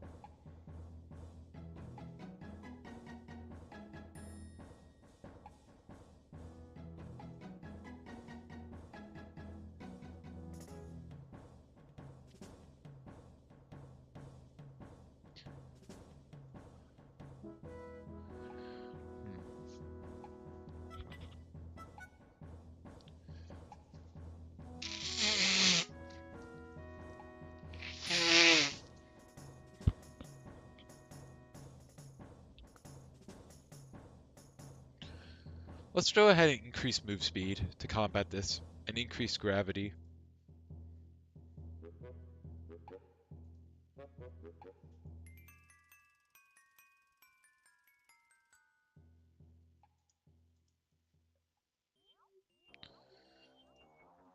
This is probably way too much overkill. I probably won't even be able to move now. Yeah, too much gravity.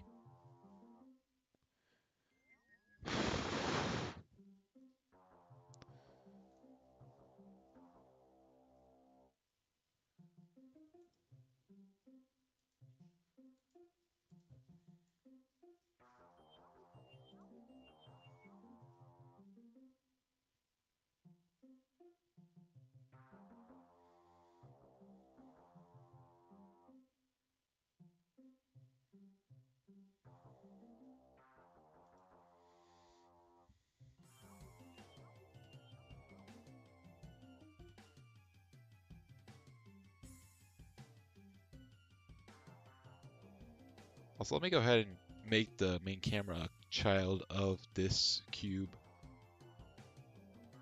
Also, I should probably name my character Cube and Ground.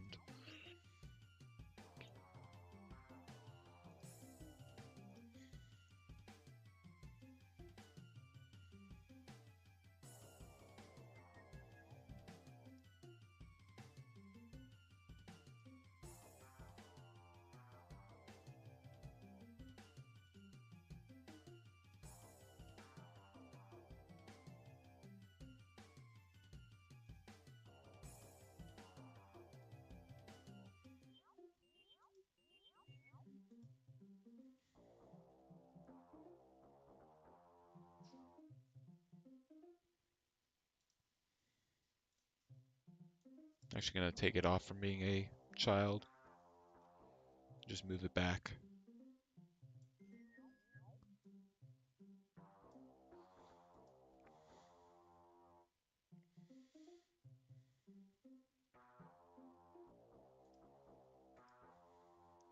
This is probably how far the camera's gonna be pulled back in the actual game. Like here you don't fall enough. So I need to increase gravity a little bit more. Maybe to 50.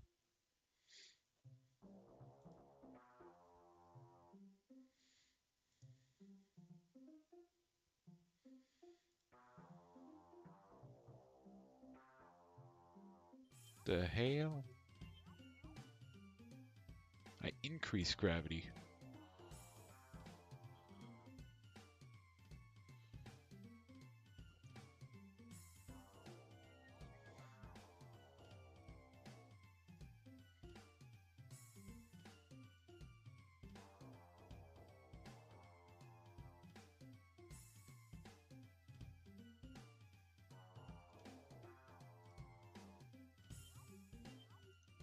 Was it actually using a 200 value?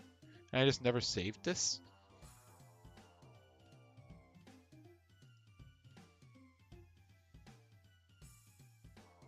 Huh. Guess it was. In that case, this needs to go up to like 300.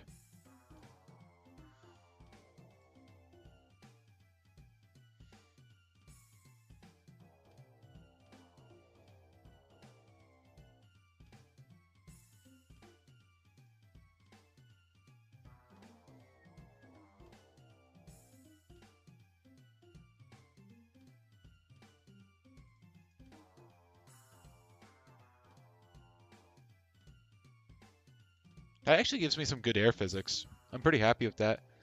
I just need to increase my speed a little bit.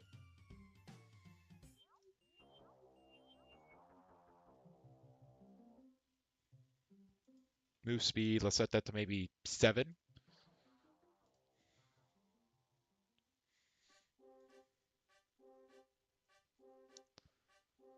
Yeah.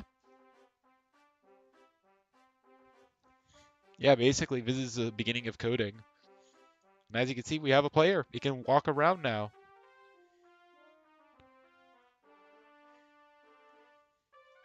Oh, and you want to see something cool? I'm not sure if it'll work. I'm not sure if my code is actually smart or not. But if I go ahead and duplicate my player, now I can move both of them. It just works right out the box. They can push each other a little bit.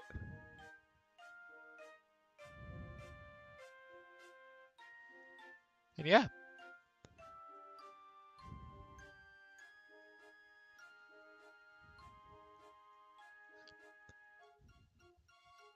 Yep. Took about 2 hours. That's surprisingly good. I mean, remember, this is game physics that will define how my game works.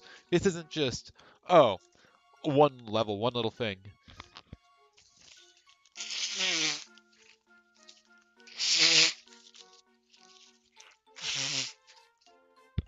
If anything, I'm just thinking about how much this shows I've learned over the last, few years.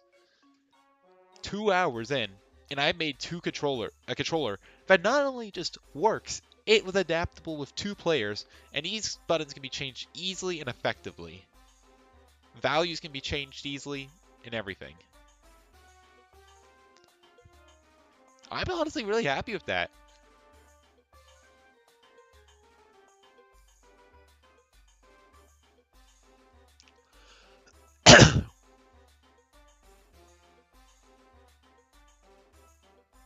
I think my stream is behind here.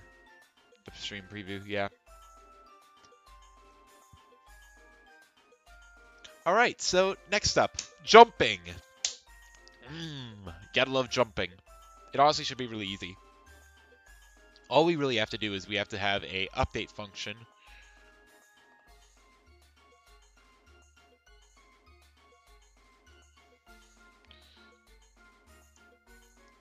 We're going to have void update. And we're going to say if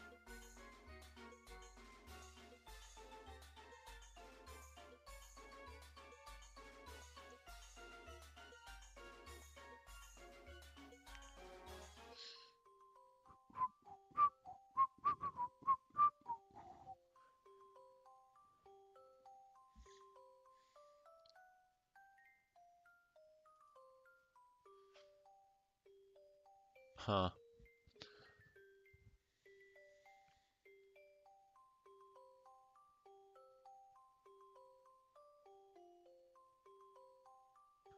So how do I detect when I jump?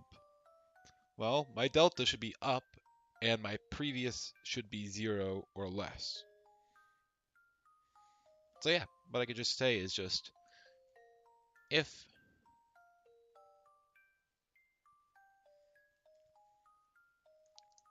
is player 1 question mark.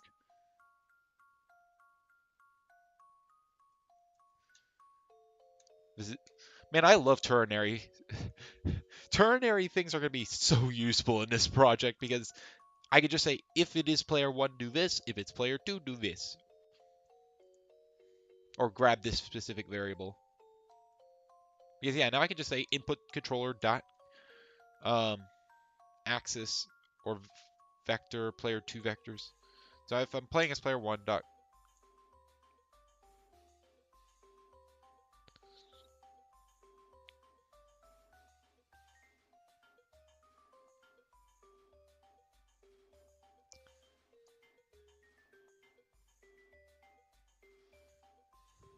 so I'm looking for, first of all, if it's original pass vector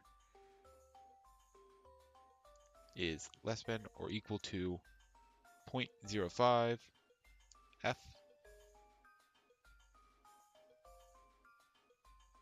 Whoops, I just actually want to say this.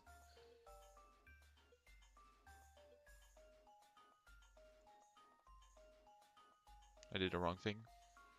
Input controller dot player 2 vectors dot pass vector.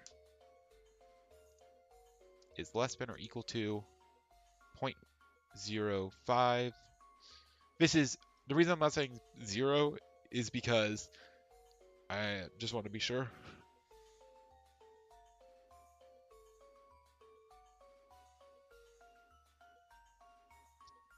Dot y. This is why I made it a vector.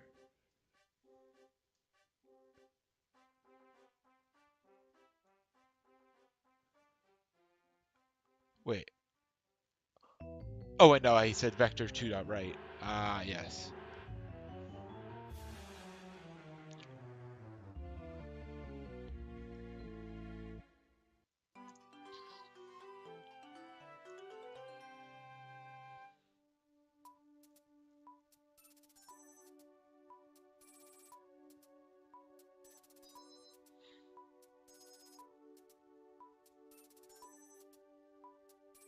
You just copy and paste this.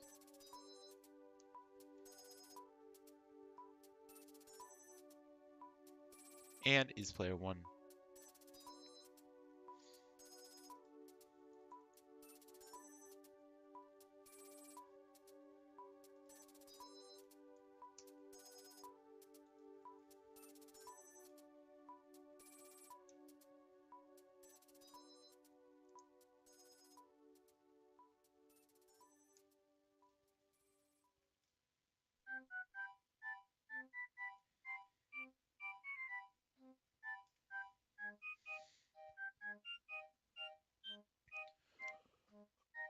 Oh, wait, crap.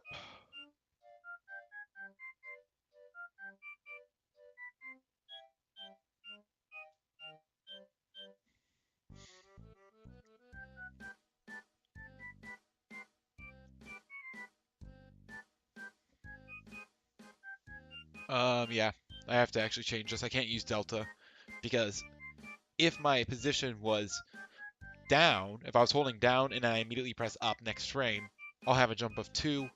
But if I just use delta, I won't be able to use it.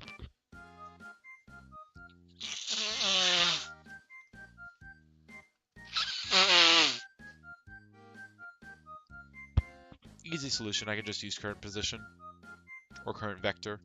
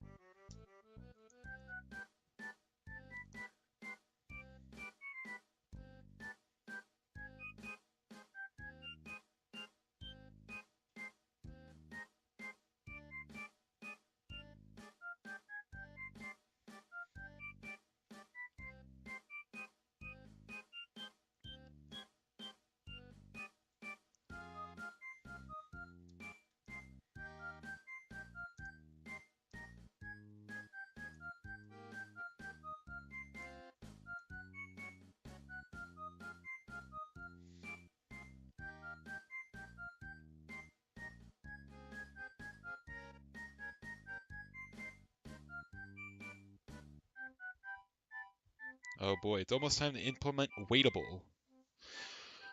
Oh boy! This is the fun part.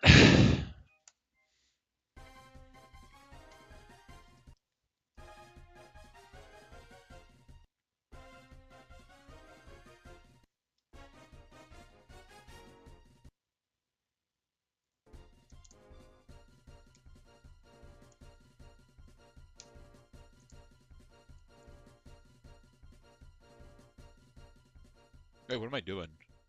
I don't care about this. Well, I will in a little bit, but not right now.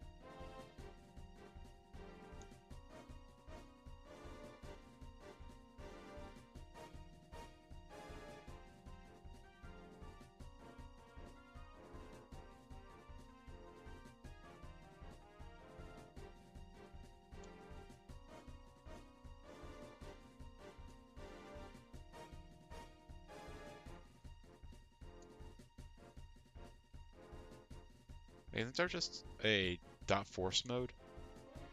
I thought.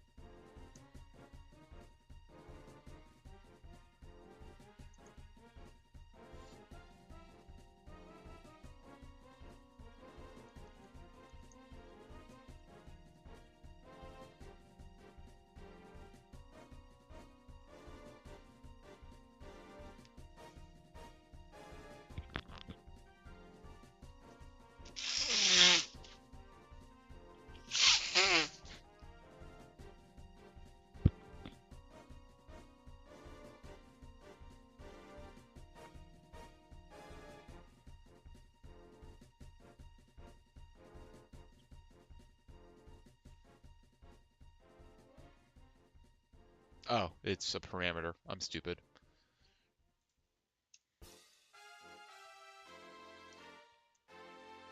There we go. Now we can jump.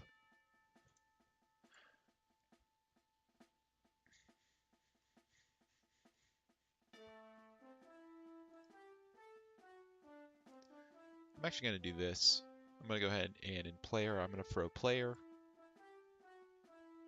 Delete player 1, and now I have a player prefab. Now I just have to change one, and it'll change all the stats for both. I can just go down here, change jump force to like 10. Let's see how that looks. Because it's a lot of gravity, it probably is not going to be too much, I don't think. Yeah. But we can fix that really quickly. Let's go ahead and up the jump force. Maybe 100. Note, force scales really wonkily. So like 11 is like 10 times stronger than 10.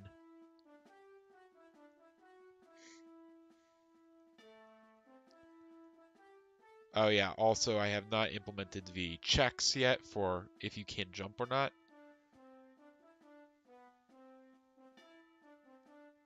So yeah, you can just jump infinitely now.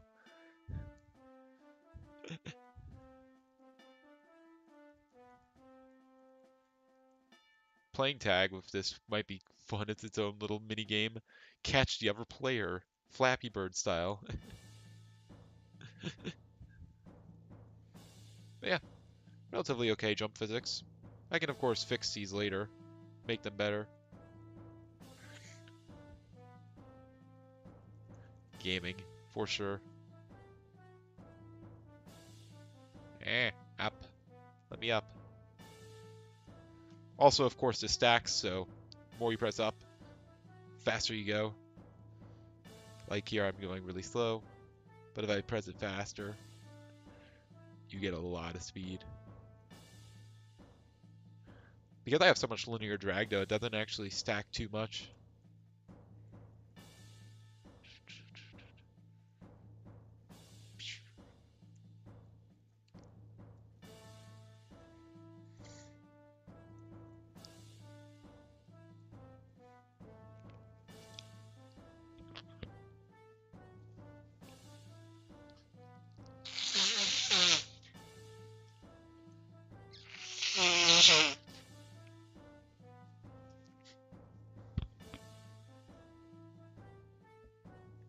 So yeah, that's cool.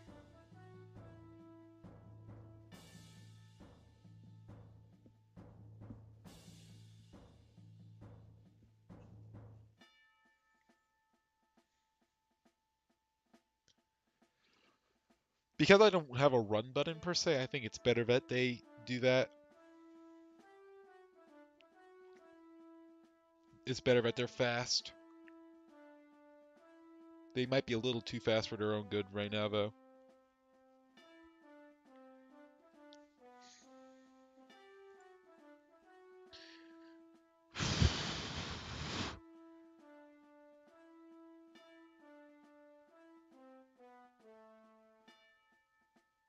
Actually, I don't even need a private pool. I just need a Methadel check. I actually don't need to wait.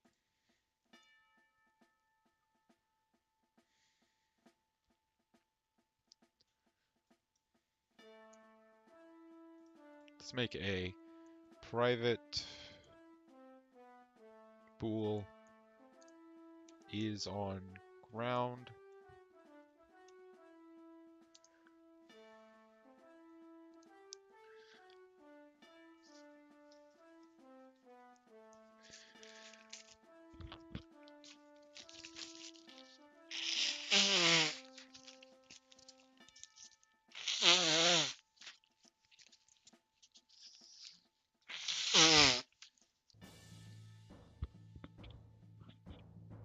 Why does the editing camera angle look like a line? What?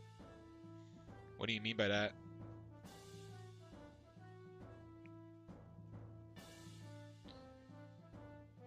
The editing camera angle?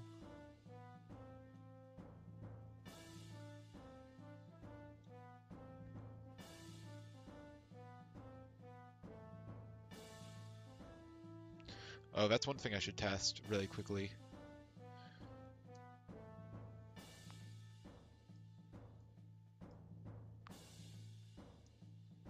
Because I'm gonna make a lot more ground objects. I'm just gonna make an overall object.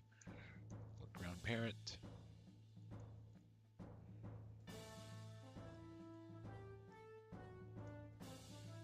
A face. Oh, just a straight face. I don't know.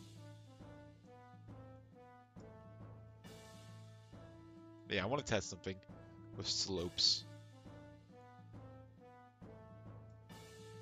If I have a slope like this, do you fall off? You shouldn't, I don't think.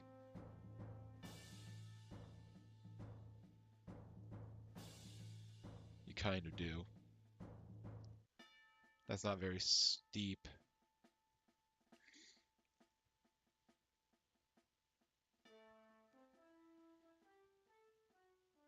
It's because we have so much gravity that physics just naturally take us down.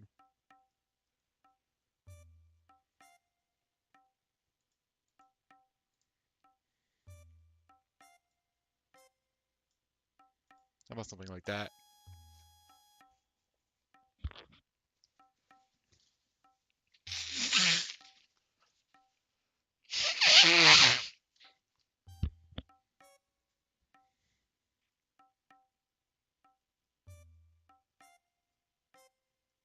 So that doesn't push me off. Let me make a physics material.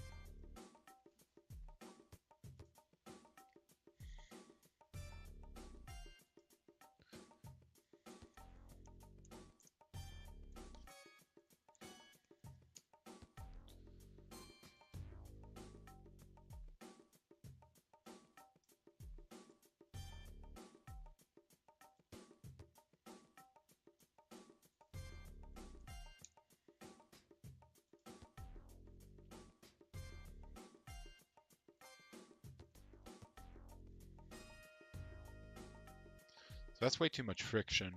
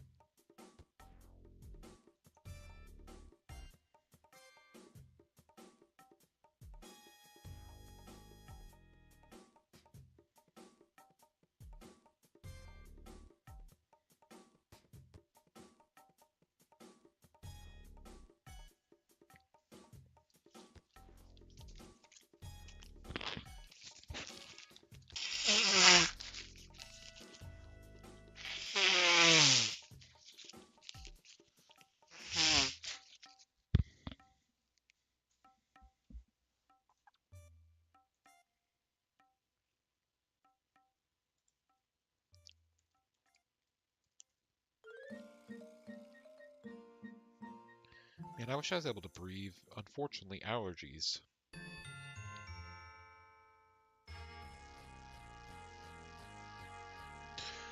Gosh, why am I being so bad tonight?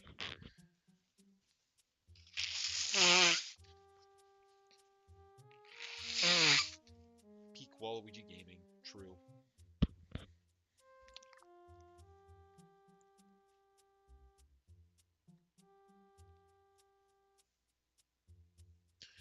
Alright, we're making gravity serialized as well for now.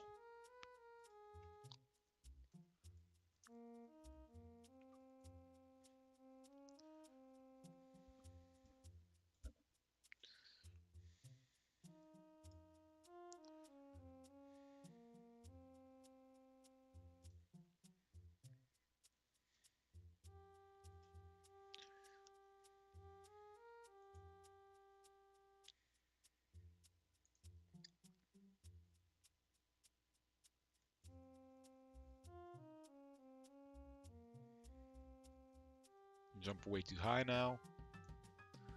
Let's decrease your jump force to maybe 70.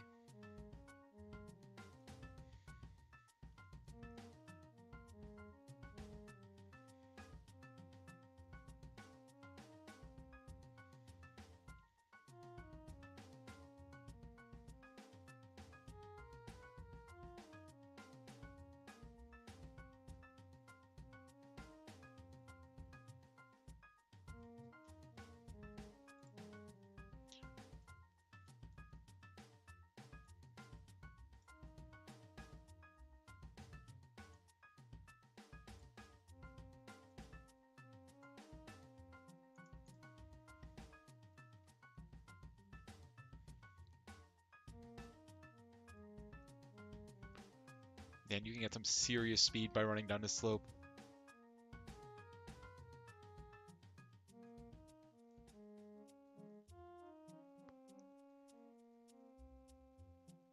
You can't walk up the slope though, that's interesting.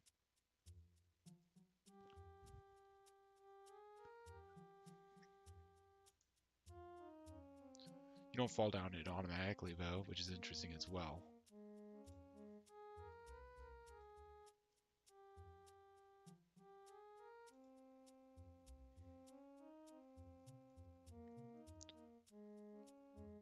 You can climb it now, but now you can also slip.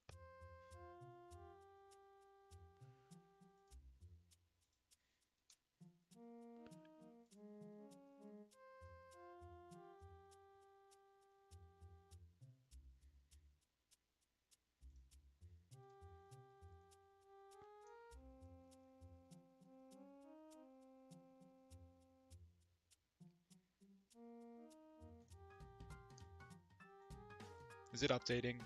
No, it's not. It's a lie.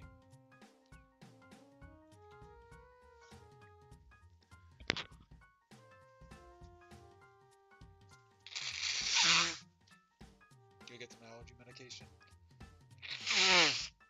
You know what, yeah. I'm gonna take some allergy meds. I'll be a second.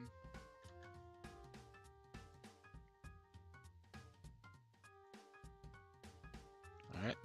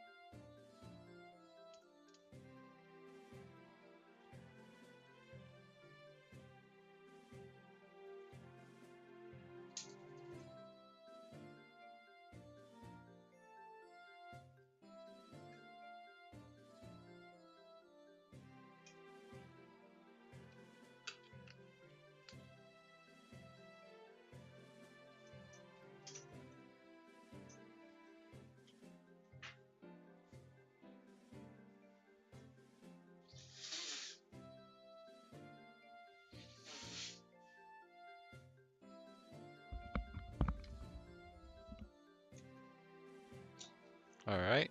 Should be back. Give me a second, I need to close up my medicine. I didn't take any last night or yesterday morning just because no sleep. Never thought of it.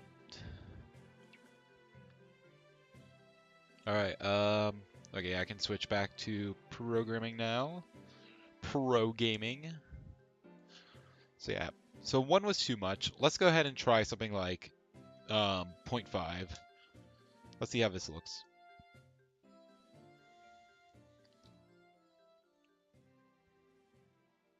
I'm climbing, but I also slip. 'Tis the dilemma.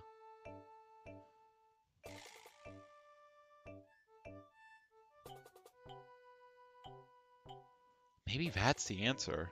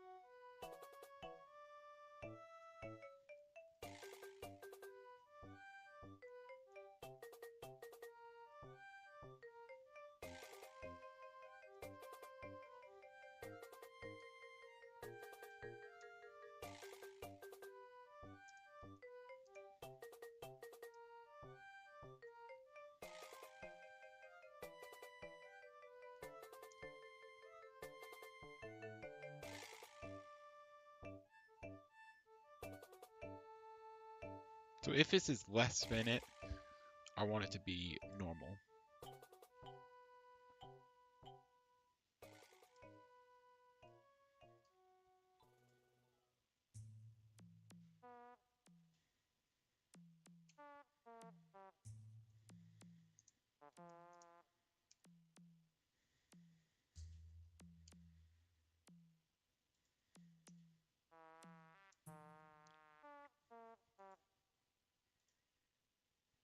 Alright, let's see how this works.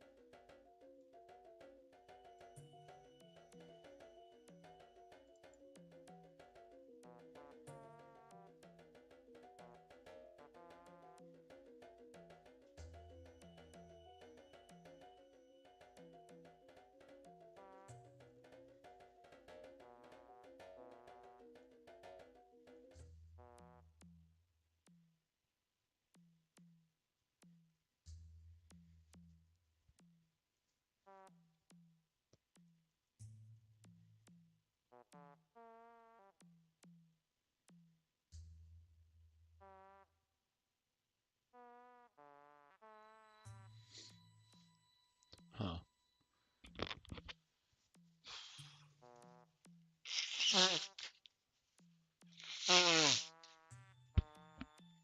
I also don't know.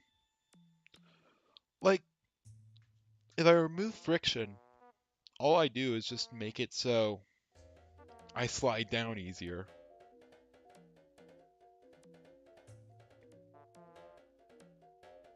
Do I make de facto speed?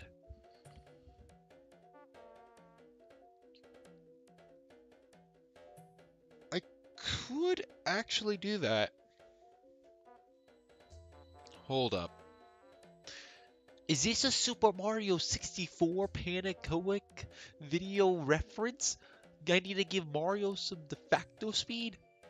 I'm making a joke here, but like that might be the answer. Just give, you know, the skeleton a de facto speed where if he's on a slope, if I first of all I need to be able to tell that I'm on a slope. That may be hard. I mean, one question I have is, am I going to be able to tell that?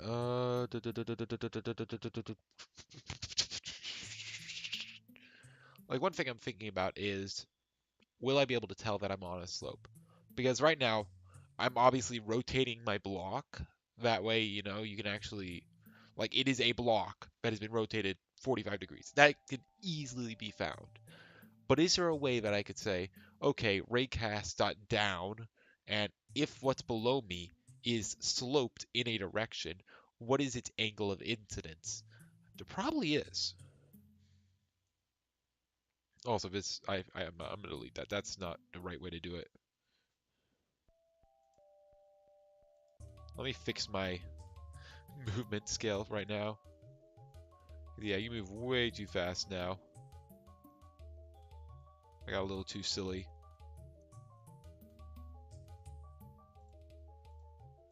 Am I too floaty?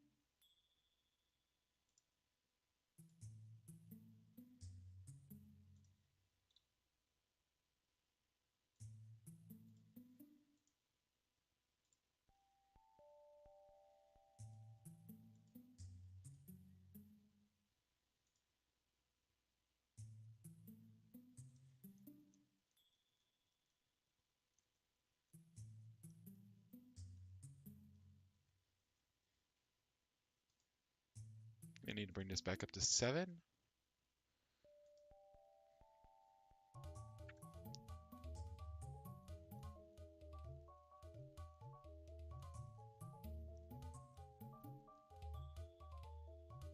Okay, yeah, your movement speed's just way too high.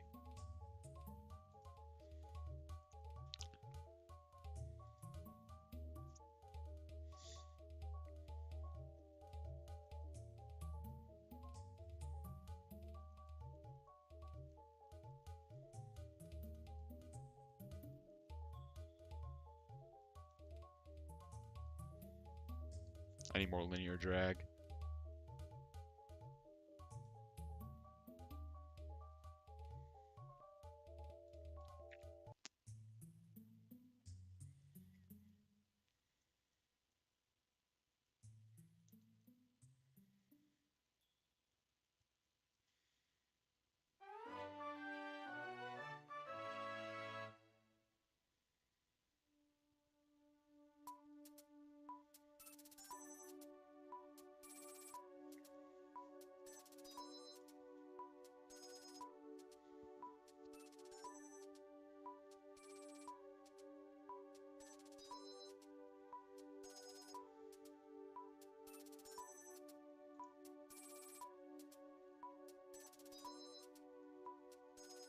I didn't save. That could be a problem.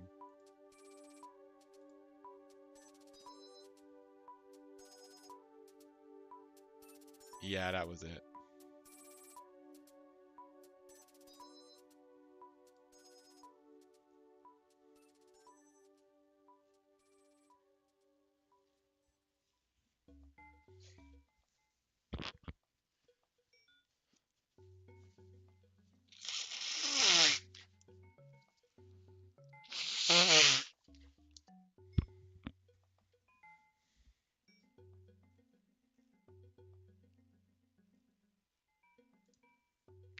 So I think I should build it around me not slipping off of a slope like this. I am slipping off of a slope like this.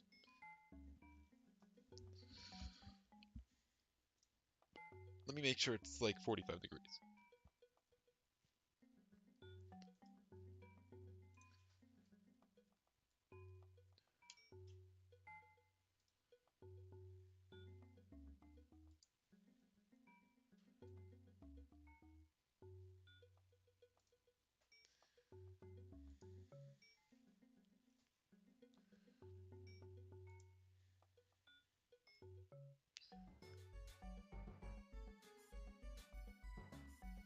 I think I can bring back the physics material since that wasn't the problem.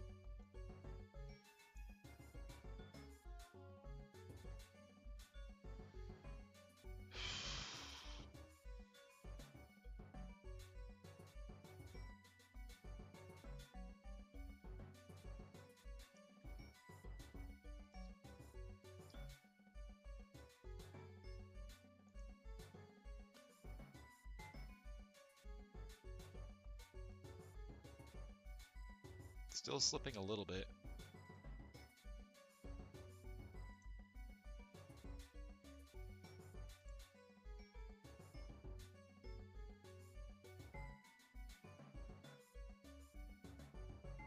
So now to combat this, I need to increase my player's movement speed.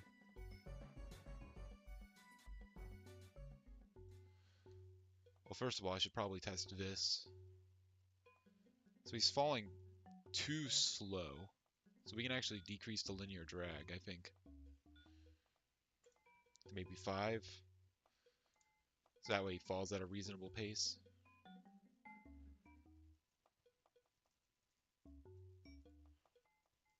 Oh, I slip on this now? No.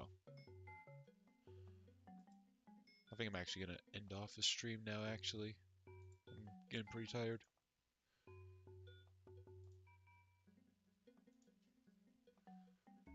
Yeah. I think I'm going to end it off here, actually. I'll probably pick this up tomorrow, but I need to get a good amount of sleep tonight.